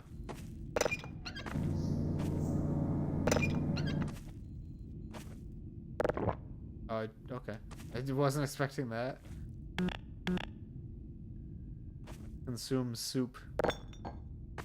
Didn't mean to drop those on the ground either. I'm just a menace. Doesn't texture usually go to very high? That's what I was thinking, but doesn't seem to be an option here. Ah, I didn't mean to break that. That's so rude. Is that Eli? Okay, now we get some lore.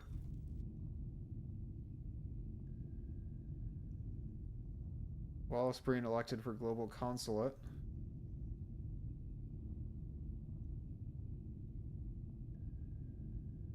I can't quite read that. Interesting. I do like that Time magazine cover. Huh.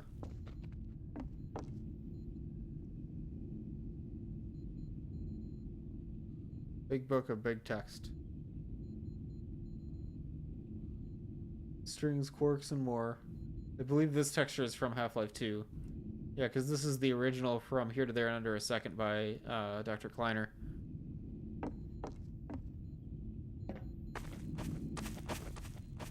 Gravity gun.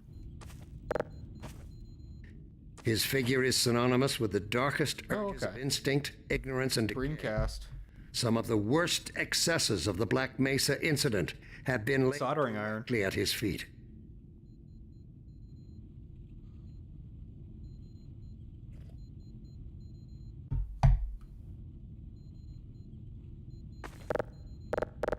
Oh, we can't turn the music on. Sad.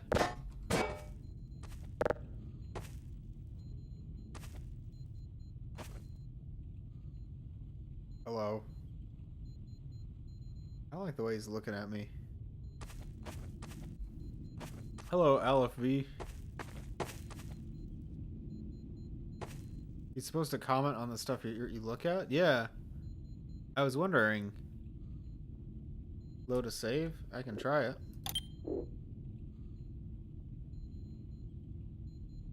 I'll load a save that's a while ago. Strangled down some lone Combine scouts a couple hours ago.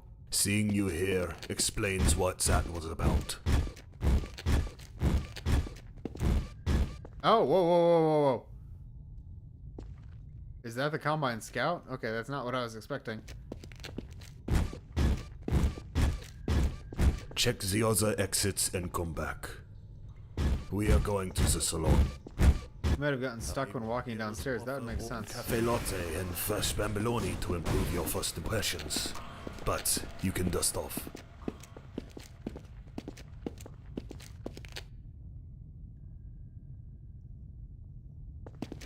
Oh. You're lucky that I was nearby. Oh, well, no matter. Definitely French. Hiding from the Combine. Be our guest. But life around here isn't the most pleasant, and the fruits of the land not plentiful. Let me look at the weather station. Feel free to look around. Be my guest.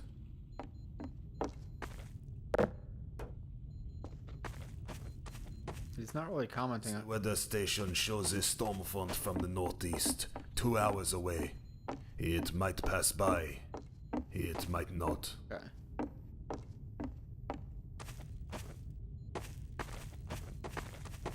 Oh, he's also Arab or Indian in the Dark Interval Discord? Oh, I'm surprised. Kind of makes sense. Don't block him because that could break his script. Yeah, that makes sense. Bear no mind to the water smell. It is fit for washing. I The see. wells in the area got sulfur in it, and it seems it will completely dry up soon.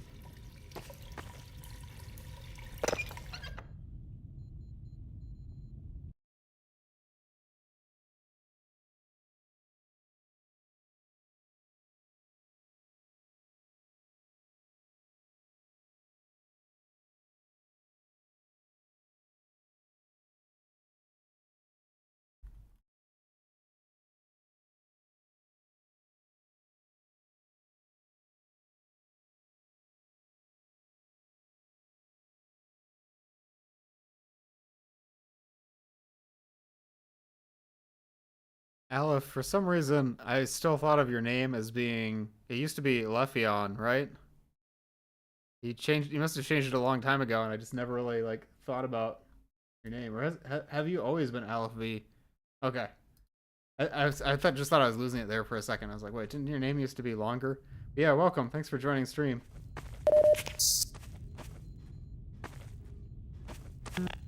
This is probably where the slideshow is going to be projected, right? If that's still in.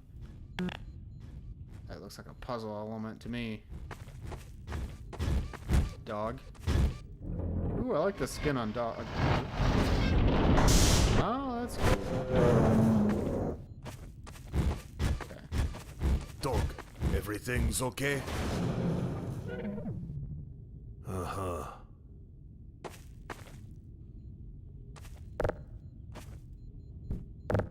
See comment on underneath the oversea?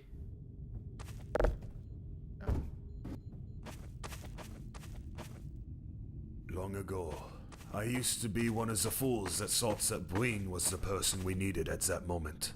Paid a steep price for that. And by the way, don't let anything he says rush you. You can keep looking around. Okay, I'll keep that in mind. That's kind of cute. This thing, I didn't notice it before. That's me, with the men. Haven't seen them for 19 years. Aw. Their fates are unknown to me. Yeah, this thing, it looks like something maybe one of his kids made. It's sad.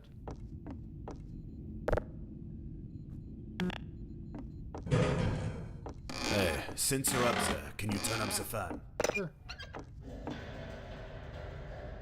Thanks. That's a nice little interaction.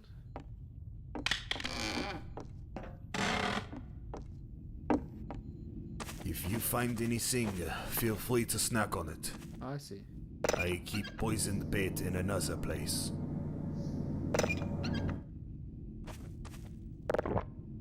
Did you... the whole pot?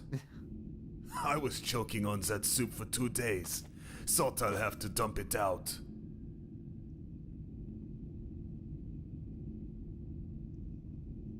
Is it from a traffic cone? It does kind of look like small traffic cones. I don't know. Gordon hungers. Loving how this mod is like, yeah. I wonder what he's jarring here. Oh. Jam?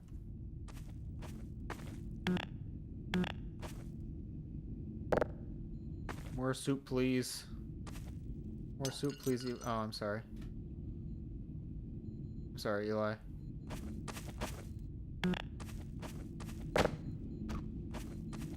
Don't poke the mushrooms. Don't poke- I strung them up 3 days ago.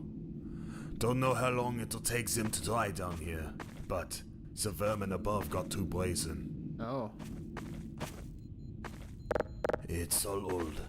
Oh. Can't do microelectronics that well anymore. Gordon ate soup so nasty this dude was struggling to Doesn't eat. matter. You were a scientist yourself once, right? Then you'll understand. Part of dog. This is obviously the gravity gun. And I like the soldering iron. His figure is synonymous with the darkest urges of instinct. Eli is looking at you like, bruh. Some of the They worst put this on excesses loop of the all day Black long. Mesa incident I went have been outside laid earlier to directly take at his some of feet. it.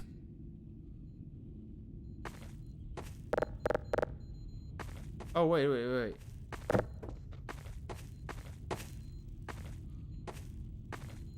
What's on? What is he listening to?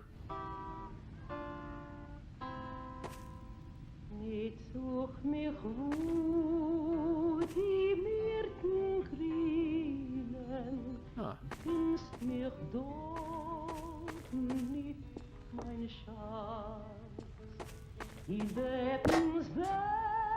I think that's all the dialogue in here. I see this robot.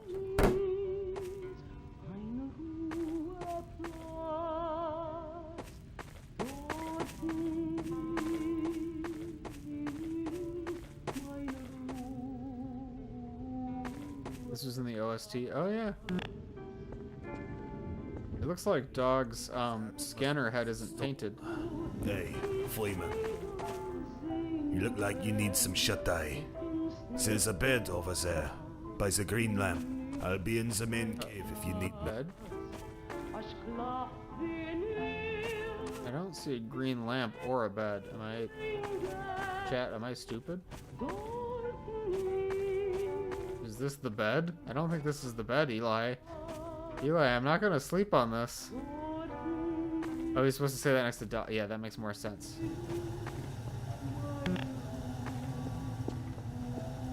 Oh, there's the bed. No, I don't want to go to bed.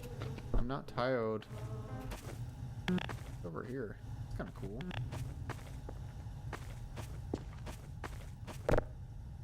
Oh, wait.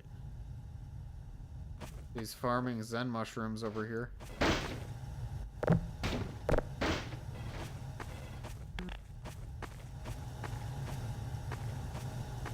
farming a lot of things. That's kind of cool. What a perfectly safe and comfortable bed. Exactly. I think I've seen just about everything that I need to see. This is probably where I'm going to go tomorrow. Finally, Gordon can sleep. Yeah, Gordon has never slept in any Half-Life game before. So that's kind of cool.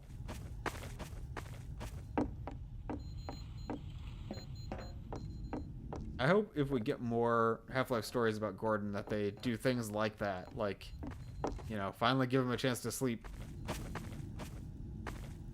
think I've interacted with everything that's interactable.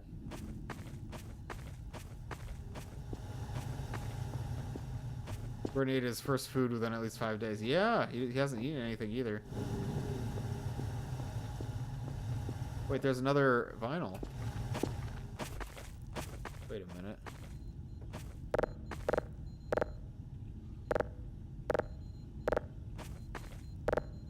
I can't get that one off. Okay. What's on this one?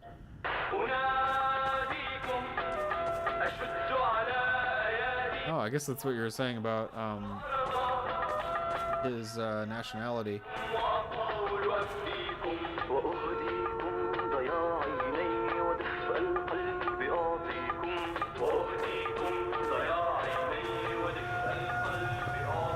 Yeah, there's so much detail in this mod. I love it.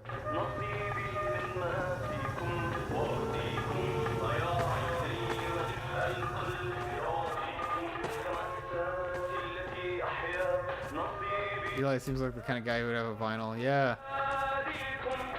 I mean, there's not... In the Half-Life 2 universe, whatever you can find and use, you know. Probably hard to, you know, he does not have Spotify. It's probably pretty hard to get a hold of any kind of recording. I wonder how vinyls would hold up over that much time compared with CDs. Yeah.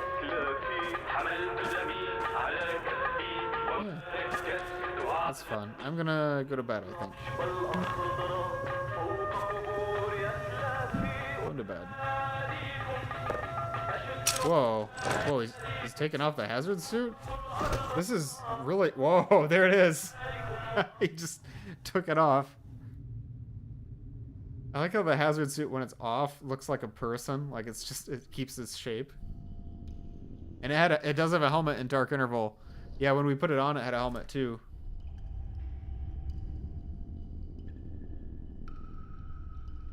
This is, a dream sequence in a Half-Life game. Oh, you can't crouch. 0 out of 10, they took away crouch. They took away crouch and jump. 0 out of 10. Do not approve. Oh.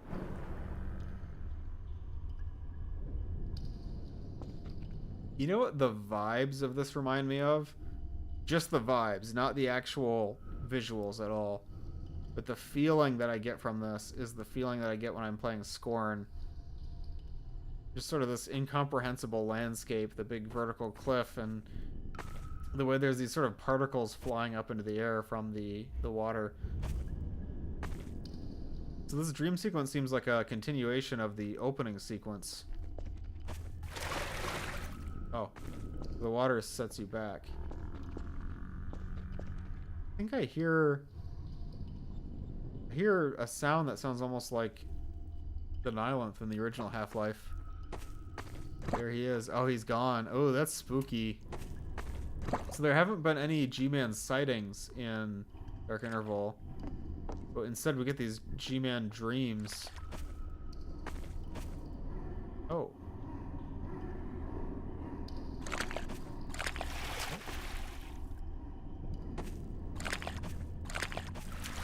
Okay, so we cannot go in the water at all. I guess that's showing the uprising that's happening right now. Oh. Where are we?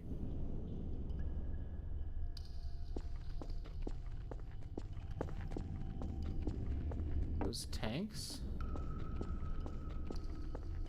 That looks like that's the resistance, you know, the conscripts. Oh, Did you guys hear that?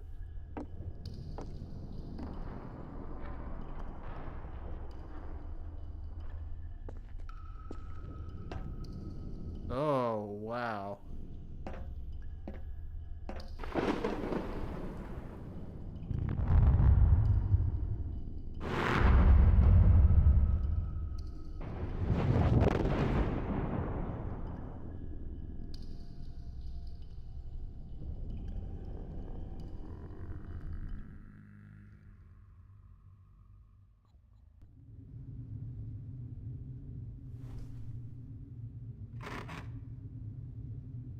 My suit is gone.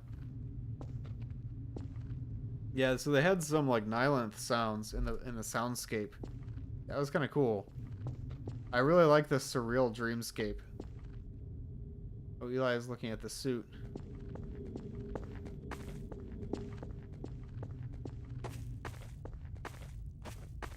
Trying to see if there's any new interactions now that I'm awake. No, don't think so.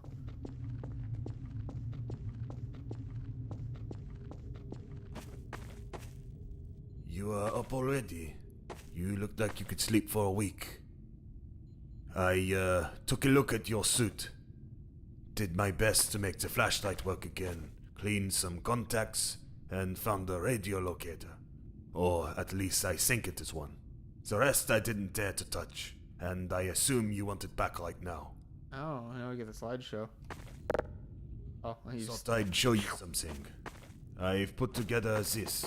just absorbed the suit. For anyone to see if they come by. It's hard to keep track of our history these days. So, even if you trust your memory, Captain Vance. it's good to look at the sources from time to time. 2004. Rations double neck. That's 12. Pictures of synths. The depot.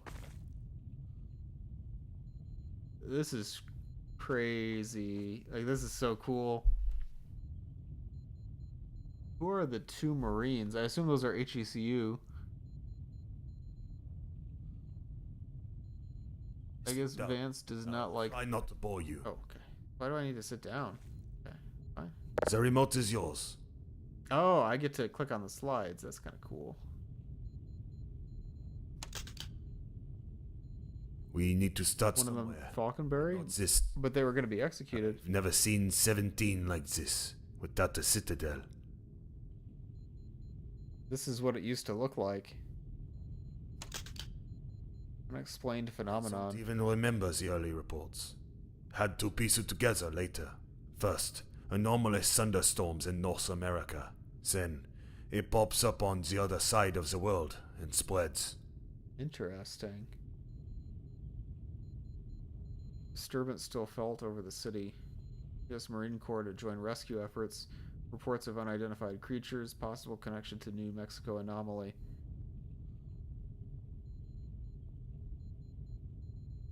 Oh, that's the portal storm. It looks like that's DC, right? Yeah, of course it's DC. That's crazy. Investigators begin to figure things out, but they quickly all drowned in chaos. And yes, I picked out one of the papers that had your face on it. You don't seem very impressed. Could one man be responsible for the deaths of at least 19 U.S. Marines and an unknown number of BMRF personnel? That's talking about Gordon. I think it was a lot more than 19 HECU. But are they blaming Gordon for the scientist deaths too? That's kind of crazy. It wasn't a cataclysm, it was an act of sabotage. Okay, so this is getting into some crazy territory here. Like, Breen apparently is blaming Gordon for the whole thing, which is quite the twist, if I'm interpreting that correctly. Because who else would he be saying sabotage the experiment? 19 is definitely an understatement. They don't want to look bad. Yeah, they're underrepresenting. The small text is legible. Ooh. I don't want to try to read this because it's hurting my eyes. But I want to read the whole thing. I just don't want to read it right now. Is there like a high definition version of this somewhere? Yeah, I do see that a native of I think it's going to say Seattle, Washington, Freeman, something something something. I think this is like the text from the description of Gordon Freeman on Valve's website, which is also what they used in the Prima strategy guide. I bet if you surf into the files, you could. Yeah, it's possible. It's possible that it shows up as a lower resolution in game than in the file. Although it would be nice to get like the high definition image. Oh, what's The countryside was all over the media that year. All those Gargantua small pulse towns squid. ravaged by the storms and terrorized by creatures. Oh no. Looking back now, no one stopped to count how many held out.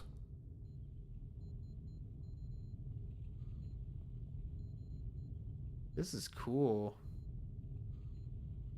United Nations conference canceled after wildlife attacks. These two pictures of a store getting attacked by head crabs and then an ichthyosaur in a pool are haunting. I mean, they're kind of funny in a way, like dark comedy, but it's also like legitimately uncomfortable to think about these situations, right? Of like people are just going about normal life and then this happens. The head crab image always looked goofy to me, yeah. It is kind of funny. Too many people crowded into big cities for the illusion of safety, despite all the hunger and disease. Some didn't want in. Plenty weren't allowed in.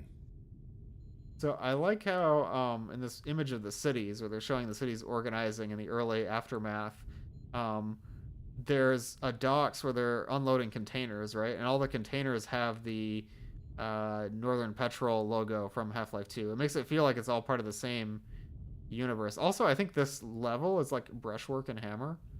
It's like they put pictures of real people over a level in Hammer to make it feel like it's part of the same world that the game takes place in. That's really artistic. I like that. And I like the design of these pre-Combine soldiers as well. It kind of fits. It's almost like the Civil Protection was organizing before the Combine even got here, which sort of makes sense. We know that people moved into cities. Not sure who these soldiers are. Stockpiling weapons. Look, we got some Hound Eyes and Vortigaunts in a small town. I'm really digging this.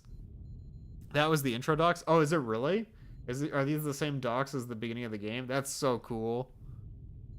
That's actually really clever. Each pocket Reminds me of some images from Plague Inc. when you look at countries. isolated with each week, as everyone tried to live just one more day. It was the rise of volunteer defense squads that the Combine would later absorb and convert. Volunteer defense squads. Yeah, so people moved into cities, they organized, and then they had people protecting the cities, and the Combine just sort of co-opted the whole thing. I like how this guy clearly, like, so he has an armband that appears to say Civil Protection on it, so it makes sense that it's like he's Civil Protection, but he's not wearing a Combine uniform. It looks like somewhere in the Middle East or something like that, and he has a uniform that's local to whatever militia he's a part of, but they're still organizing as the Combine in the early days. That makes a lot of sense to me, where it's like people organized at a local level, and then the Combine took over top down and just sort of subsumed everything, and then they started rolling out like the gas masks and the stun sticks and everything that we know. I like this take on the 7-hour war. It wasn't the Combine where that and saying they defeated the whole world in 7 hours. It was the Combine showed up to an already messed up world and just walked in. Yeah, exactly. Ooh, the portal storms are so cool. Like, those look like the Zen portals from Half-Life 1. And that's looks like Sydney. Neat.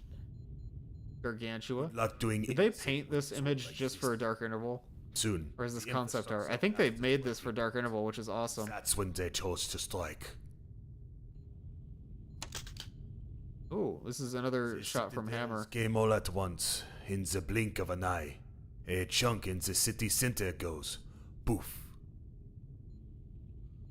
So, one thing that's interesting that happened with Half-Life Alyx is, I believe that line that we just heard was cut dialogue. And that kind of informed the fan perspective for a long time, that the way the Combine operates is they would like teleport out the center of a city and teleport in the citadels. And so that was kind of fan interpretation for a long time. But now in Half-Life Alyx, they completely changed it up, and they said instead that the Combine actually built the citadels here, or at the very least that they teleported in the central core, and then they built the hull around it. And it's just kind of funny because that caught me completely off guard the first time I played Half-Life Alyx. I always thought of the citadels as dropping in from the sky like they are here. The central spire teleports in and they construct the rest later. Yeah, but the other thing that's weird is that according to the whiteboards in Alyx, they teleported the spire in the same year that the game takes place. At least that's what it implies, which doesn't really make a lot of sense to me. It's like, can they just teleport in a citadel later on? I thought it was supposed to be all at once, like they're saying here. Also, like it is in A Place in the West. I think that this was in the vignette about a part of the city disappearing. Yeah, maybe that's what I'm thinking of rather than cut dialogue. Also, hi CW. Welcome. Thanks for joining. We're playing through the slideshow part. Oh, there's the Citadel. I remember how I felt a strange wind. Then, only later saw it. Majority of us thought citadels were a day one structure, not 15 years into the occupation. That's exactly how I feel. And now it's weird when I see stuff like this. Well, this is an alternate universe, right? But like in A Place in the West, it's kind of important that the citadels all teleported in at once to the plot. So that is a little bit of an inconsistency with Alyx, unfortunately, since they didn't know what Alyx was going to be, obviously. I always assumed they teleported in smaller citadels and the city's 17th citadel was built up, but that seems that I was mistaken. I mean, it could be. It could be the case that they had other structures that they teleported in on the day, and then the actual citadel was built later on. I mean, maybe that will be my headcanon going forward, so I can still imagine that they dropped the citadels in on day one, and then the citadel is simply a later structure, like a more... like a bigger one. It's really freaky, that dialogue, and even mentioned in the vignette, mentioning how he didn't see or know it was there until later, like it appeared quietly. Yeah, that is spooky. I'd like to see that in a mod. I mean, I think Urban Chaos was working on a scene like that, maybe? Were they? I feel like I saw that somewhere. Maybe I'm thinking of the old Opposing Force 2. Don't remember. Else put up a... I think I am thinking of the old Opposing Force 2. And most of that was the Combine fighting our living environment. The boiling hole of the Pentagon. The glass horizons of South Asia. A fracture of everything to its core. Wow. We've got a cremator and a synth during the 7-hour war. Why they sort out brain? I'm sorry, that good artwork, but there's just... People were locked up in shock. Couldn't question it. Dr. Breen is a podcaster. Chat, what is Dr. Breen saying on his podcast?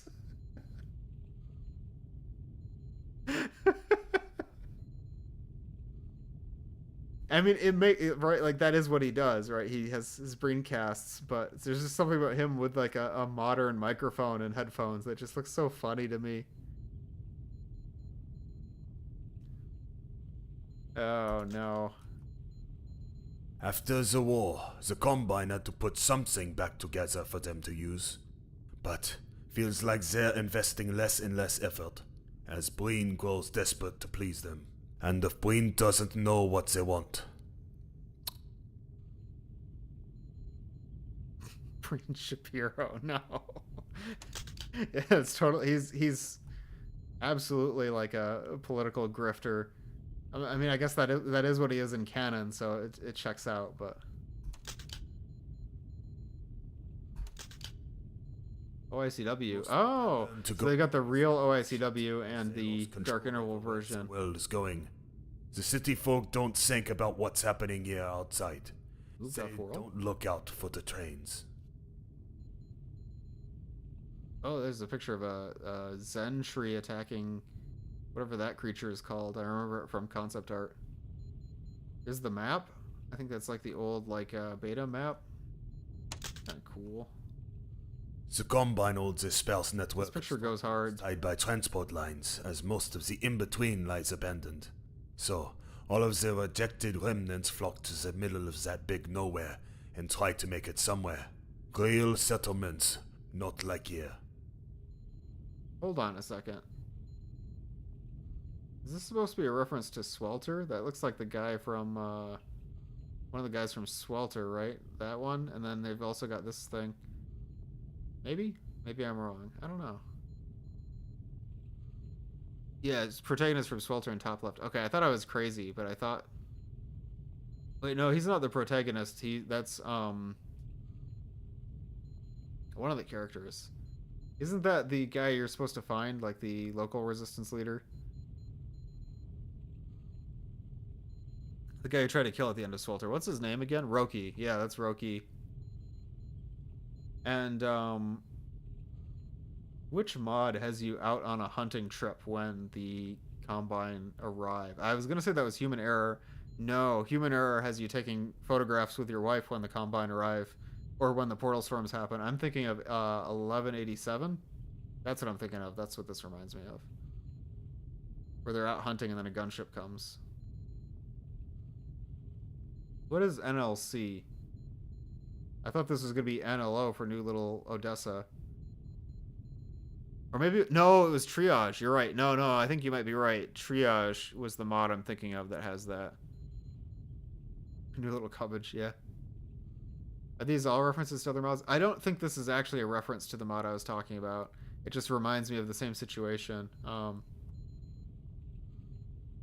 don't know if this is a reference to a mod either. This one kind of looks like Swelter, but it's hard for me to tell.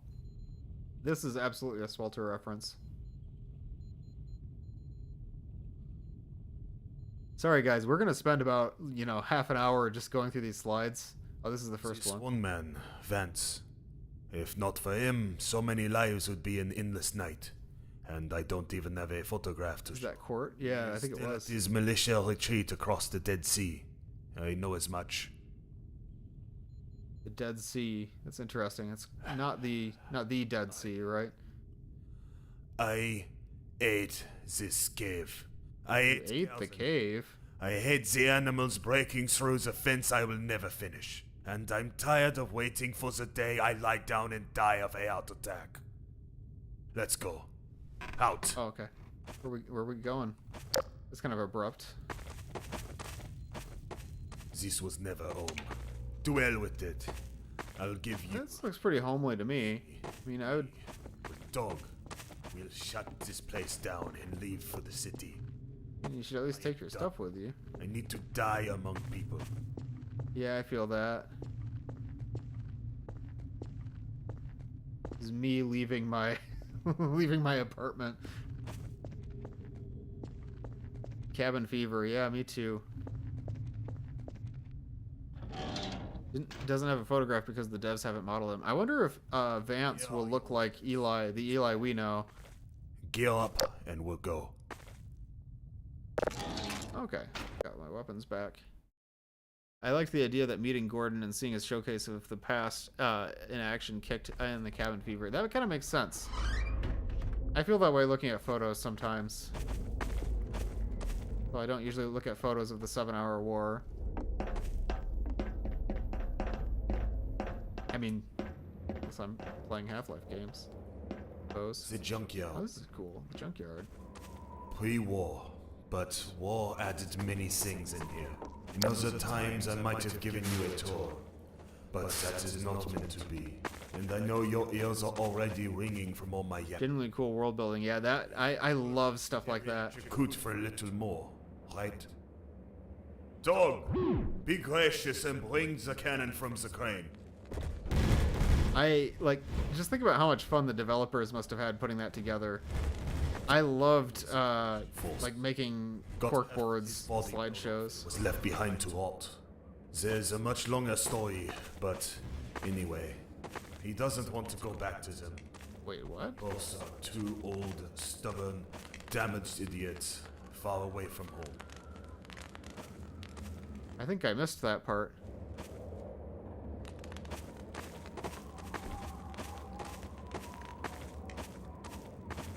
This dog isn't a makeshift cyborg. He's an ex-Combine war machine. Dog came with the invasion. That's kind of fascinating. Oh, wow. Okay. That's different from the dog that we know. Especially now that with the lab, we know that the model of robot that dog is at least somewhat Aperture. Like, Aperture made that same kind of robot at some point. Like many waste dwellers, I had to become a self-taught gunsmith. He's a cousin of the tripod mechs. Oh, that's A interesting. few successes. You get the gravity gun. People called this one the gravity gun. I didn't build it all from scratch, naturally. As I was told, the core of this device is related to the field manipulators for Combine portal reactors. Yeah, it was also Yes, based on that's cut true. dialogue. It works, well, like this.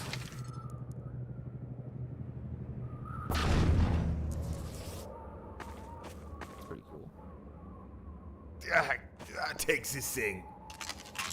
You are a smelt man, Uh-oh. so I Oh, no. expect you to figure out how the gravity gun handles with some I'm sorry. There's a negligent discharge. There's a misinput. Sorry, I was trying to select the gravity gun from the wheel, but I wanted to get a closer look at Dog because he mentioned that Dog was mostly Combine, but his legs were replaced or something like that.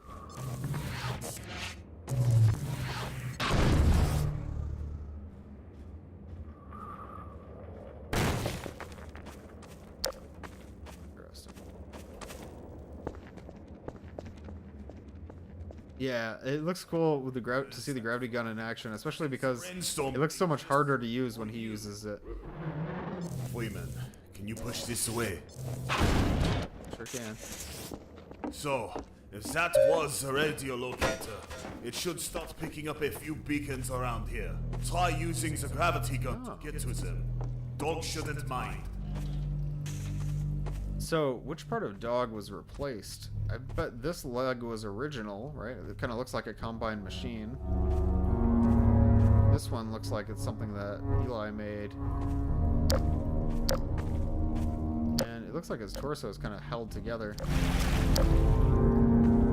The chassis torso piece definitely looks Combine. It's interesting. Weird to think there might be other Combine dogs walking around. Blown in half. Okay, so it's like this half was blown up and this half. So he lost like this arm and this leg. That makes a lot of sense. And like his forearm here. Also, I like how his arm is manipulated with ropes. Like, look at that. There's like a... Like, instead of, like, we have ligaments that pull on our bones, Dog has, like, these, cords that pull on him. That's kind of cool. Really cool design. I love that. Dog's original body looks like the Aperture dog from the lab. Yeah, that's what I was trying to mention earlier. Ever since the lab and Half-Life Alyx, they kind of did a little connection there where the dog in the lab is like the little dog. Am I supposed to do something with this, or do I just need to? Why is this plug so big? Guess I'll just keep finding these caches.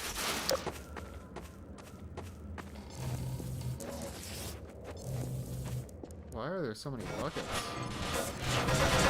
Uh-oh. Not like this. Not like this.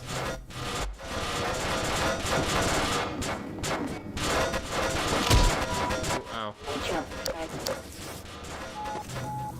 Physics. When I saw this many buckets stacked together, I was like, there's no way that's gonna end well. Wait, so the locator shows that it's right here.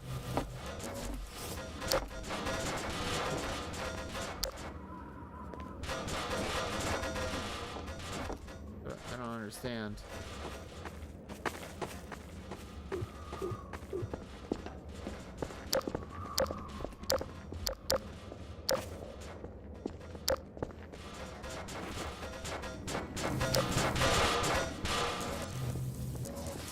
Where is the signal coming from?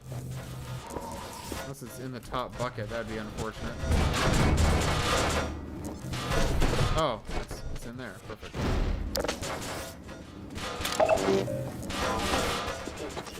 54%.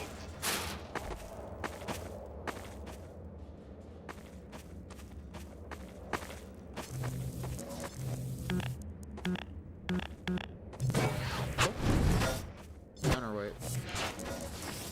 Oh, that's cool. That's a little pulley system. That's really neat, actually. That's where did okay. That's a fun little puzzle. What is this thing? Guess it's like a monument. Interesting. Now these wheels have to have some kind of practical purpose.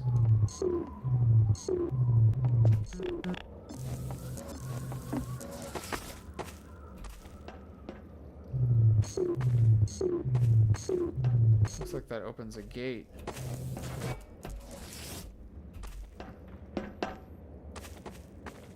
It's nighttime already.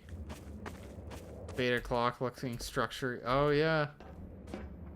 Does look like that.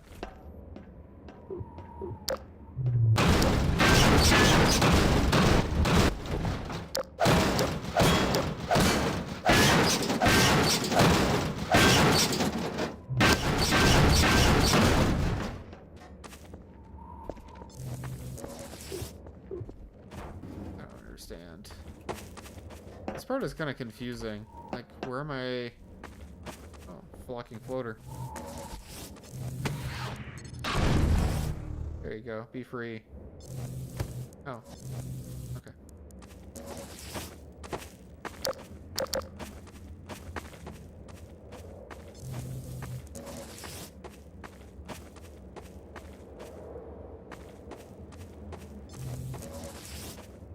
You just grab the flocking floaters, yeah.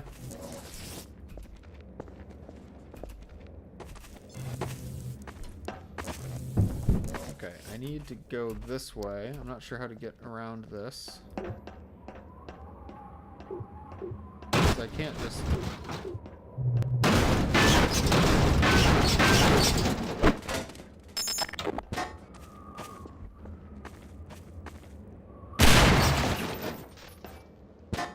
Doesn't seem to be doing anything.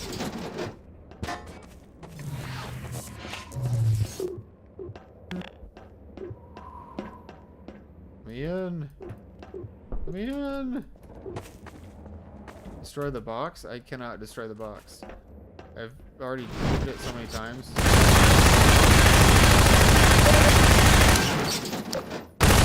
Oh, okay. Is that the long jump module? Power assist No way. activated.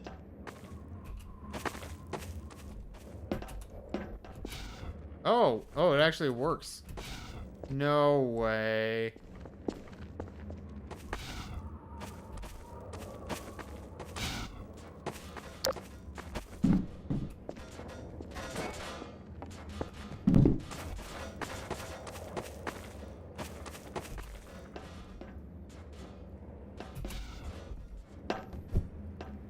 What? This is crazy. Uh-oh. Okay.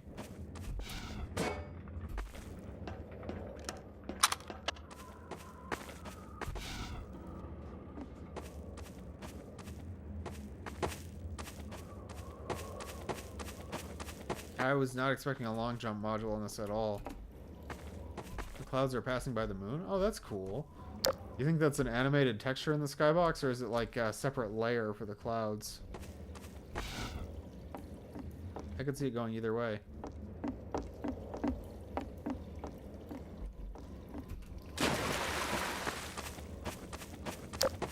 Oh. Uh-oh.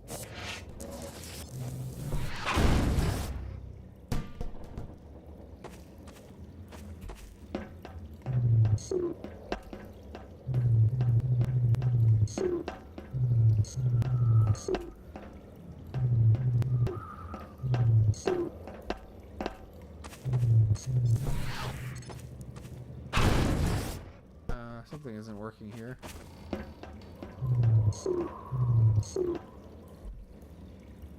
Pull the tire. Oh, I see. You can pull. No, it looks like it has a limit.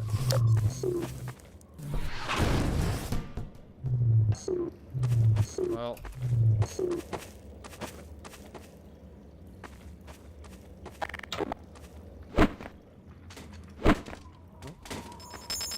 That's not exactly what I intended to do. That's definitely not what I intended to do.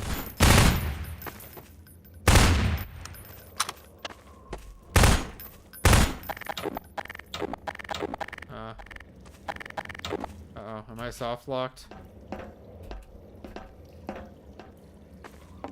I may be soft locked.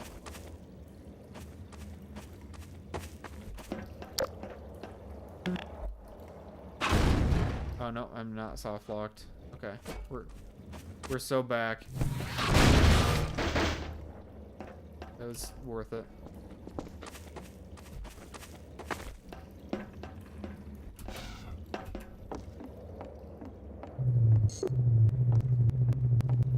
Not always clear to me what I need to be interacting with. Ow.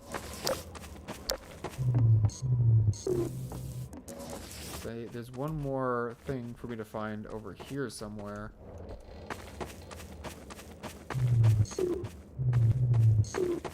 Like a lot of things I just can't use the gravity gun on.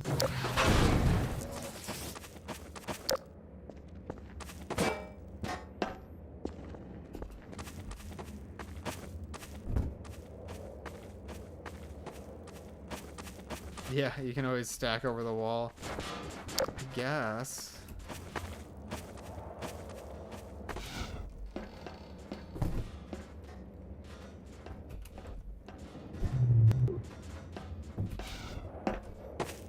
There's an invisible wall there. I have absolutely no idea what I'm supposed to be doing. This is kind of getting a little bit frustrating. I know I need to get through here somehow, but like, there's no, there's all these invisible walls and junk.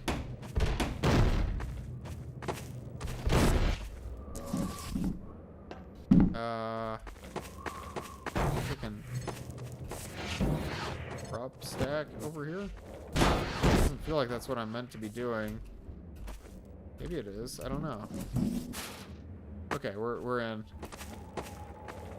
We're in. Hope this is the right way to go.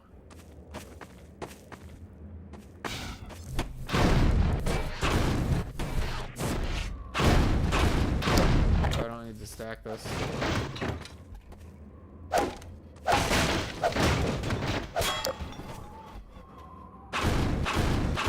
Oh. Wow. What did that get me? Like, nothing. Okay.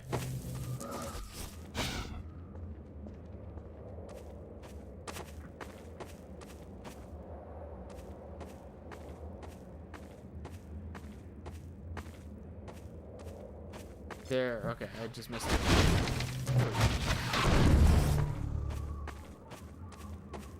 Okay.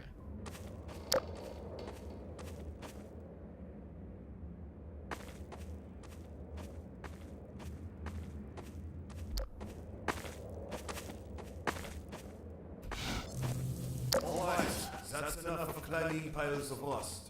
Yeah, you're telling me. Company around here, I used to give out the gravity gun to play with dog, to throw around the ball.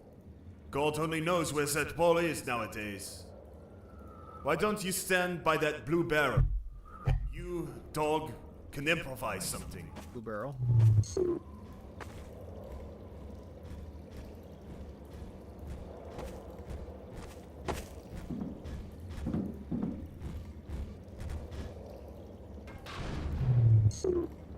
Right, huh?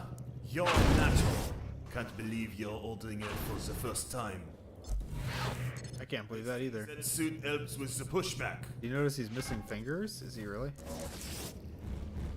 Oh, he is. Oh. Oh, Probably on this hand, right? I did not realize that. Uh-oh.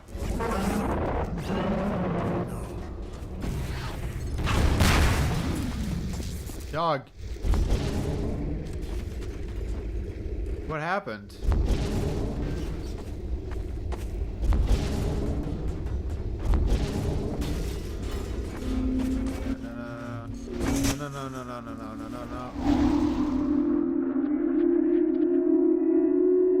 No!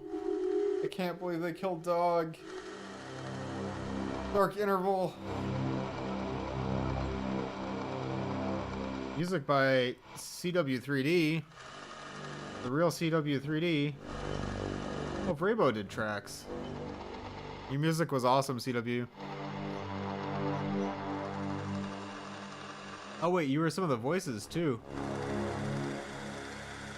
Trivy voiced ungrateful manhack bastard.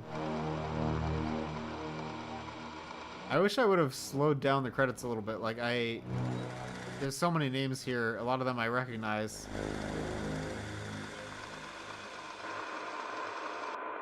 Only did 1 or 2 voice lines? Oh. The particle storms almost seem to have intelligence. I always thought that was fascinating. I missed the entire ending. It was kind of an abrupt ending. Honestly, I think maybe they should have ended it sooner. It's hard for me to tell. Oh, is there an ad? Wait. Were there ads during the ending? Oh, there's ads during the ending. I'm sorry, guys. This is a terrible time for ads. I would have snoozed them if I saw that there were ads.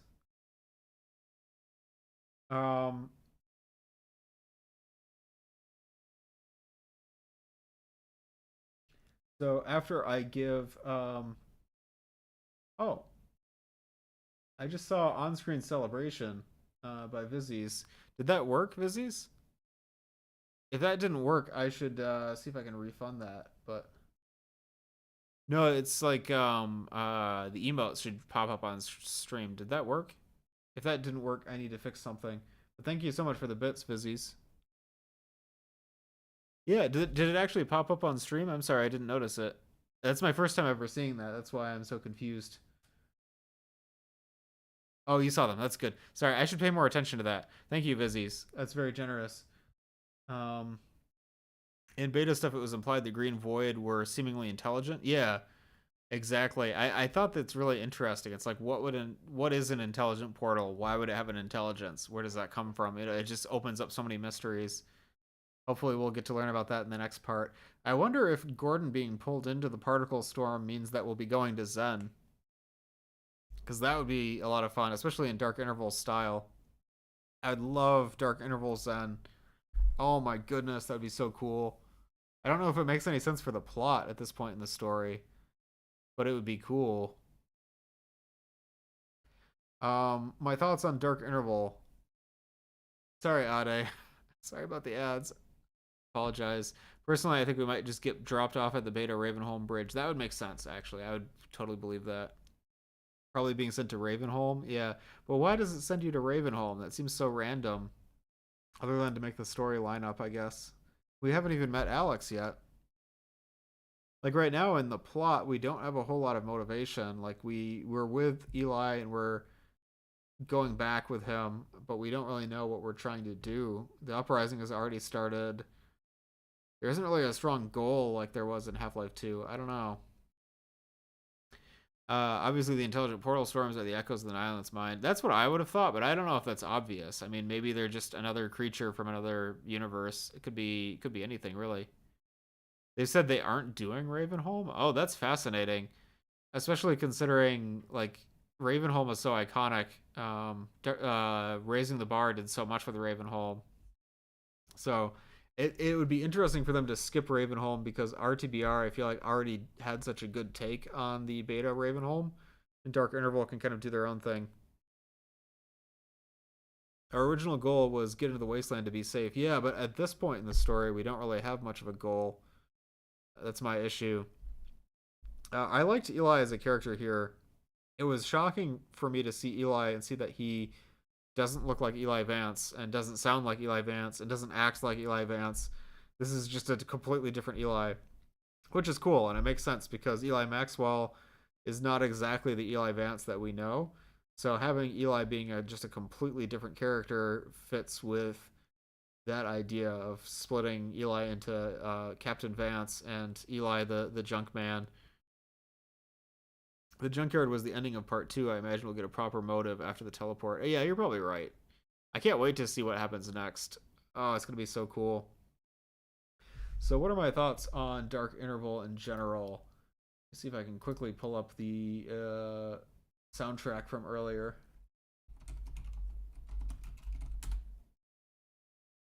I just want some background music.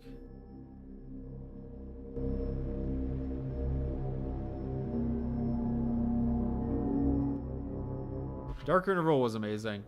This is my first time playing all the way through part 1 and part 2, because part 2 came out more recently.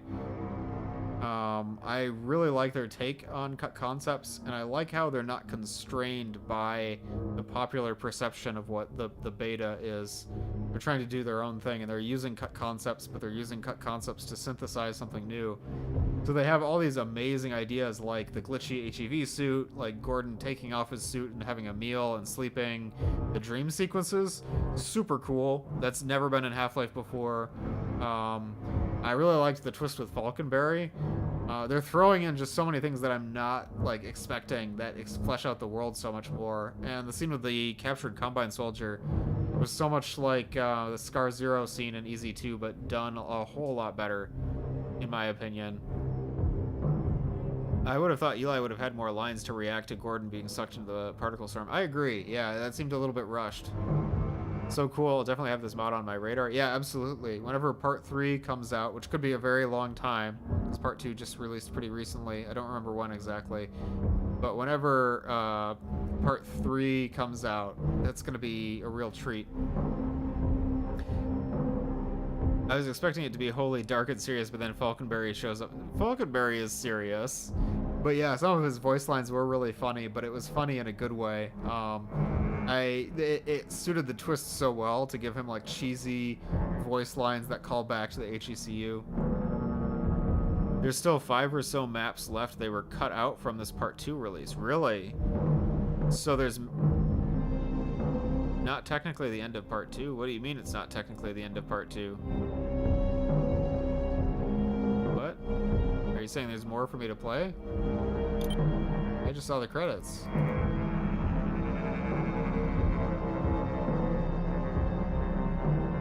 An update will come out with more maps later? What? You can't do part 2, part 1. I will probably stream that, actually, if that's true. Everything here is so well thought out. Everything to the new citizens, Falconberry, the captured Combine. Yeah, I totally agree.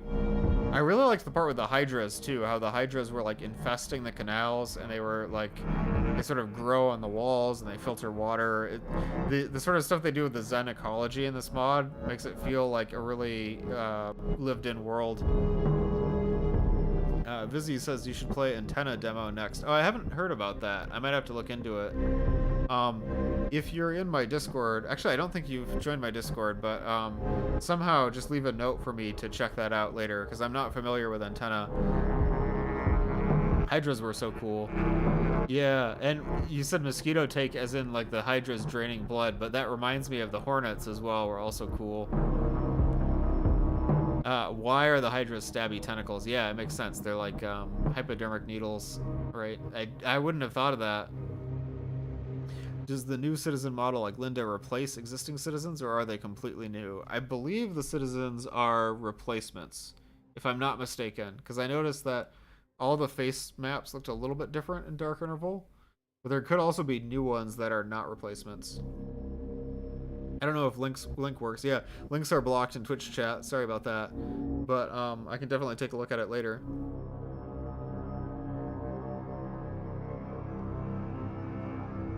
I really liked the crab synth fight. Overall, there are so many new NPCs in Dark Interval, and I was worried that they would start to just kind of throw them in, but like the way antlions were introduced made a lot of sense. They weren't just, it wasn't just like, oh, now there's antlions. The antlions or sort of built up to and foreshadowed. Yeah, sorry, Ade. Links don't work. I think that's a link to the Discord. Wait, can we do... Let's see. I don't think I don't have a bot, right? So if I do !Discord, I haven't set that up.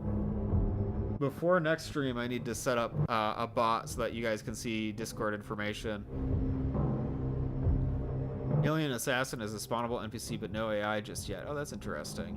We did see the Alien Assassin briefly in Eli's lab, so I'm sure that we'll see it again. And I'd love to see those NPCs more.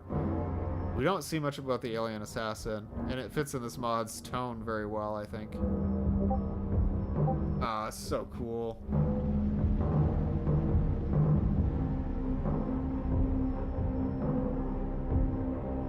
Vizzy's joined the Discord. Welcome, Vizzy's.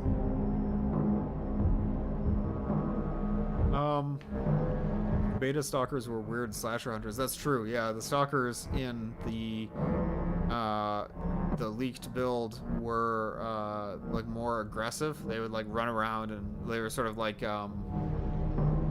assassins, I guess. They would like chase you and attack you with melee and their lasers. And the finished game kept the lasers, although they're only really used in combat in episode 1. But they are more slow because they're supposed to be like workers, basically. We did see normal stalkers, but I'm wondering if we'll have the beta ones as well. That would fit Dark Interval really well, I think. Or just make the normal stalkers faster, and then they could kind of fill the same role. I also thought it was interesting that I think Kleiner referred to the stalkers as servitors. So I wonder if the real stalkers in Dark Interval, they'll be called servitors, and then the stalkers from the beta would be stalkers. That would kind of make sense.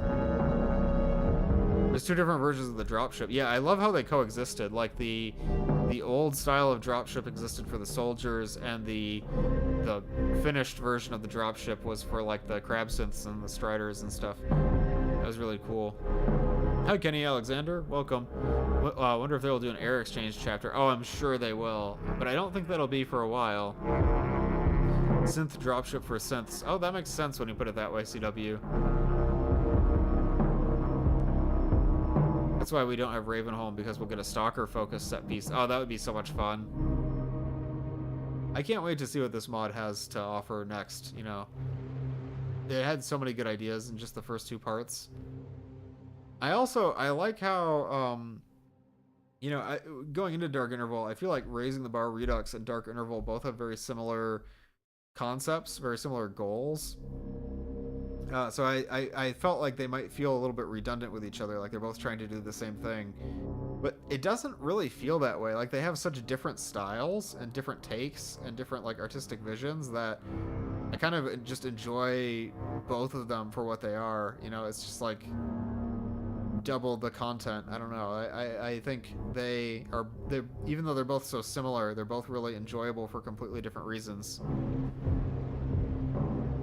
The brown dropship is meant for the Wasteland area. Oh, that would make sense. But I thought I saw them in the city as well. You can see the air exchange in the skyline during the wall section. Oh, I didn't realize that. We went from 0 beta mods finishing to 3 different takes on beta mods, actually making progress. What's the third one? Is that Coterminus? I don't think I've played Coterminus. I can't remember. We saw one flying around the city, but it didn't drop anything off. Oh, a brown dropship? Is that different from the red dropships that we saw? Mods of Dark Interval where the new enemies will be cool to see. Yeah, it gives me so many ideas for NPCs of different like encounters I want to see, especially with friendly aliens. Friendly aliens are just such a good idea. I love it. Red, I thought they were more brownish. Maybe they're brown, but it's the older dropship model that looks more sci-fi, I guess. They have the FGD and compilers released. That's awesome. They should do like mapping challenges for Dark Interval. I'd love to play custom maps that people make for a mapping challenge for Dark Interval. The one that dropped off the Combine in the Crab Synth fight is what I'm referring to. Oh, those are like the regular dropships, right? Like in the retail game. Map Lab's Dark Interval. Oh, I would love that. I've never really entered in a challenge for another mod like that. Like, I think I'd like to. There's one going on right now organized by the Outcast mod devs. Really? What's Outcast? Is there really a dark interval mapping challenge? Because if so, that's awesome.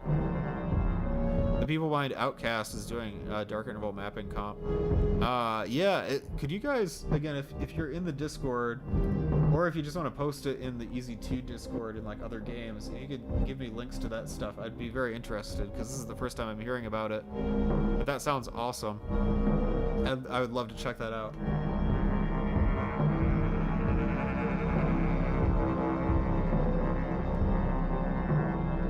I didn't realize, Vizzies, that you used more bits. I'm sorry, I need to fix these redeems. You should play Antenna next. I also have more bits. I will. Now that you shared that, I will take a look into it. Outcast is another beta mod. For some reason, I haven't heard of Outcast at all, so I want to check it out. Before I go, because we should probably wrap up stream here. Oh man. Oh no. I had a channel I was planning on raiding, and they canceled. They ended stream. No, we start and end stream at the exact same time. Unfortunate. I was going to say, regarding next streams, I won't be streaming on Saturday. Unfortunately, I have some other plans on Saturday that I need to do during the streaming time, so I won't be streaming on Saturday. And next week, I also will be taking a little break from streaming. I have I guess I have a wisdom teeth extraction next week. A little bit nervous about that, but I will be in no condition to stream. So the next stream will probably be sometime in February. Like,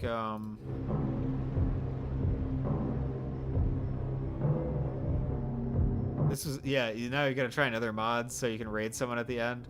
I appreciate that you want me to keep streaming, but I don't think any of my friends are gonna start streaming now. So I don't think that will help very much, unfortunately. But yeah, I won't be streaming next weekend. Won't be streaming this weekend. I won't be streaming next weekend. But after that, I want to come back and do more Thursday streams and more Saturday streams as well. And I really think I'm overdue for another creative stream. I haven't done a mapping stream in a long time. Raid Jolly Wincor, is he actually streaming? Are you for real? I could.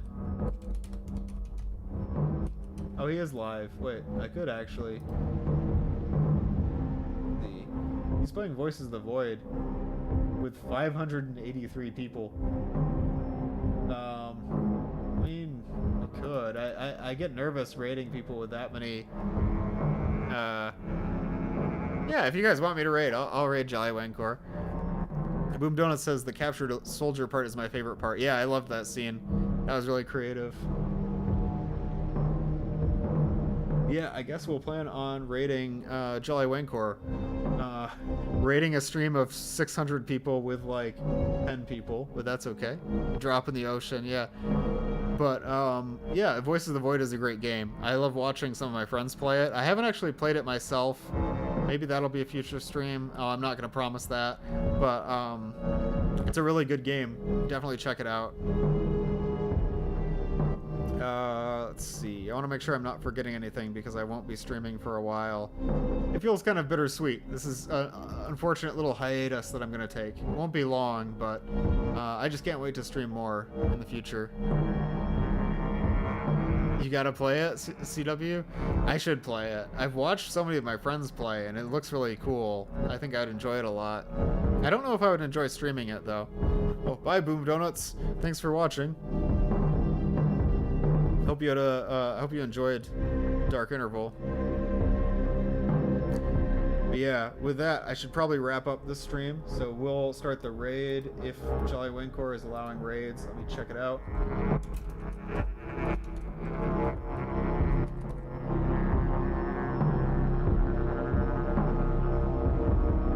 Oh, Voice of the Void gets backseated a lot? Yeah, I'll think about it. No promises, but If you guys want to, oh, one more thing before I start the raid.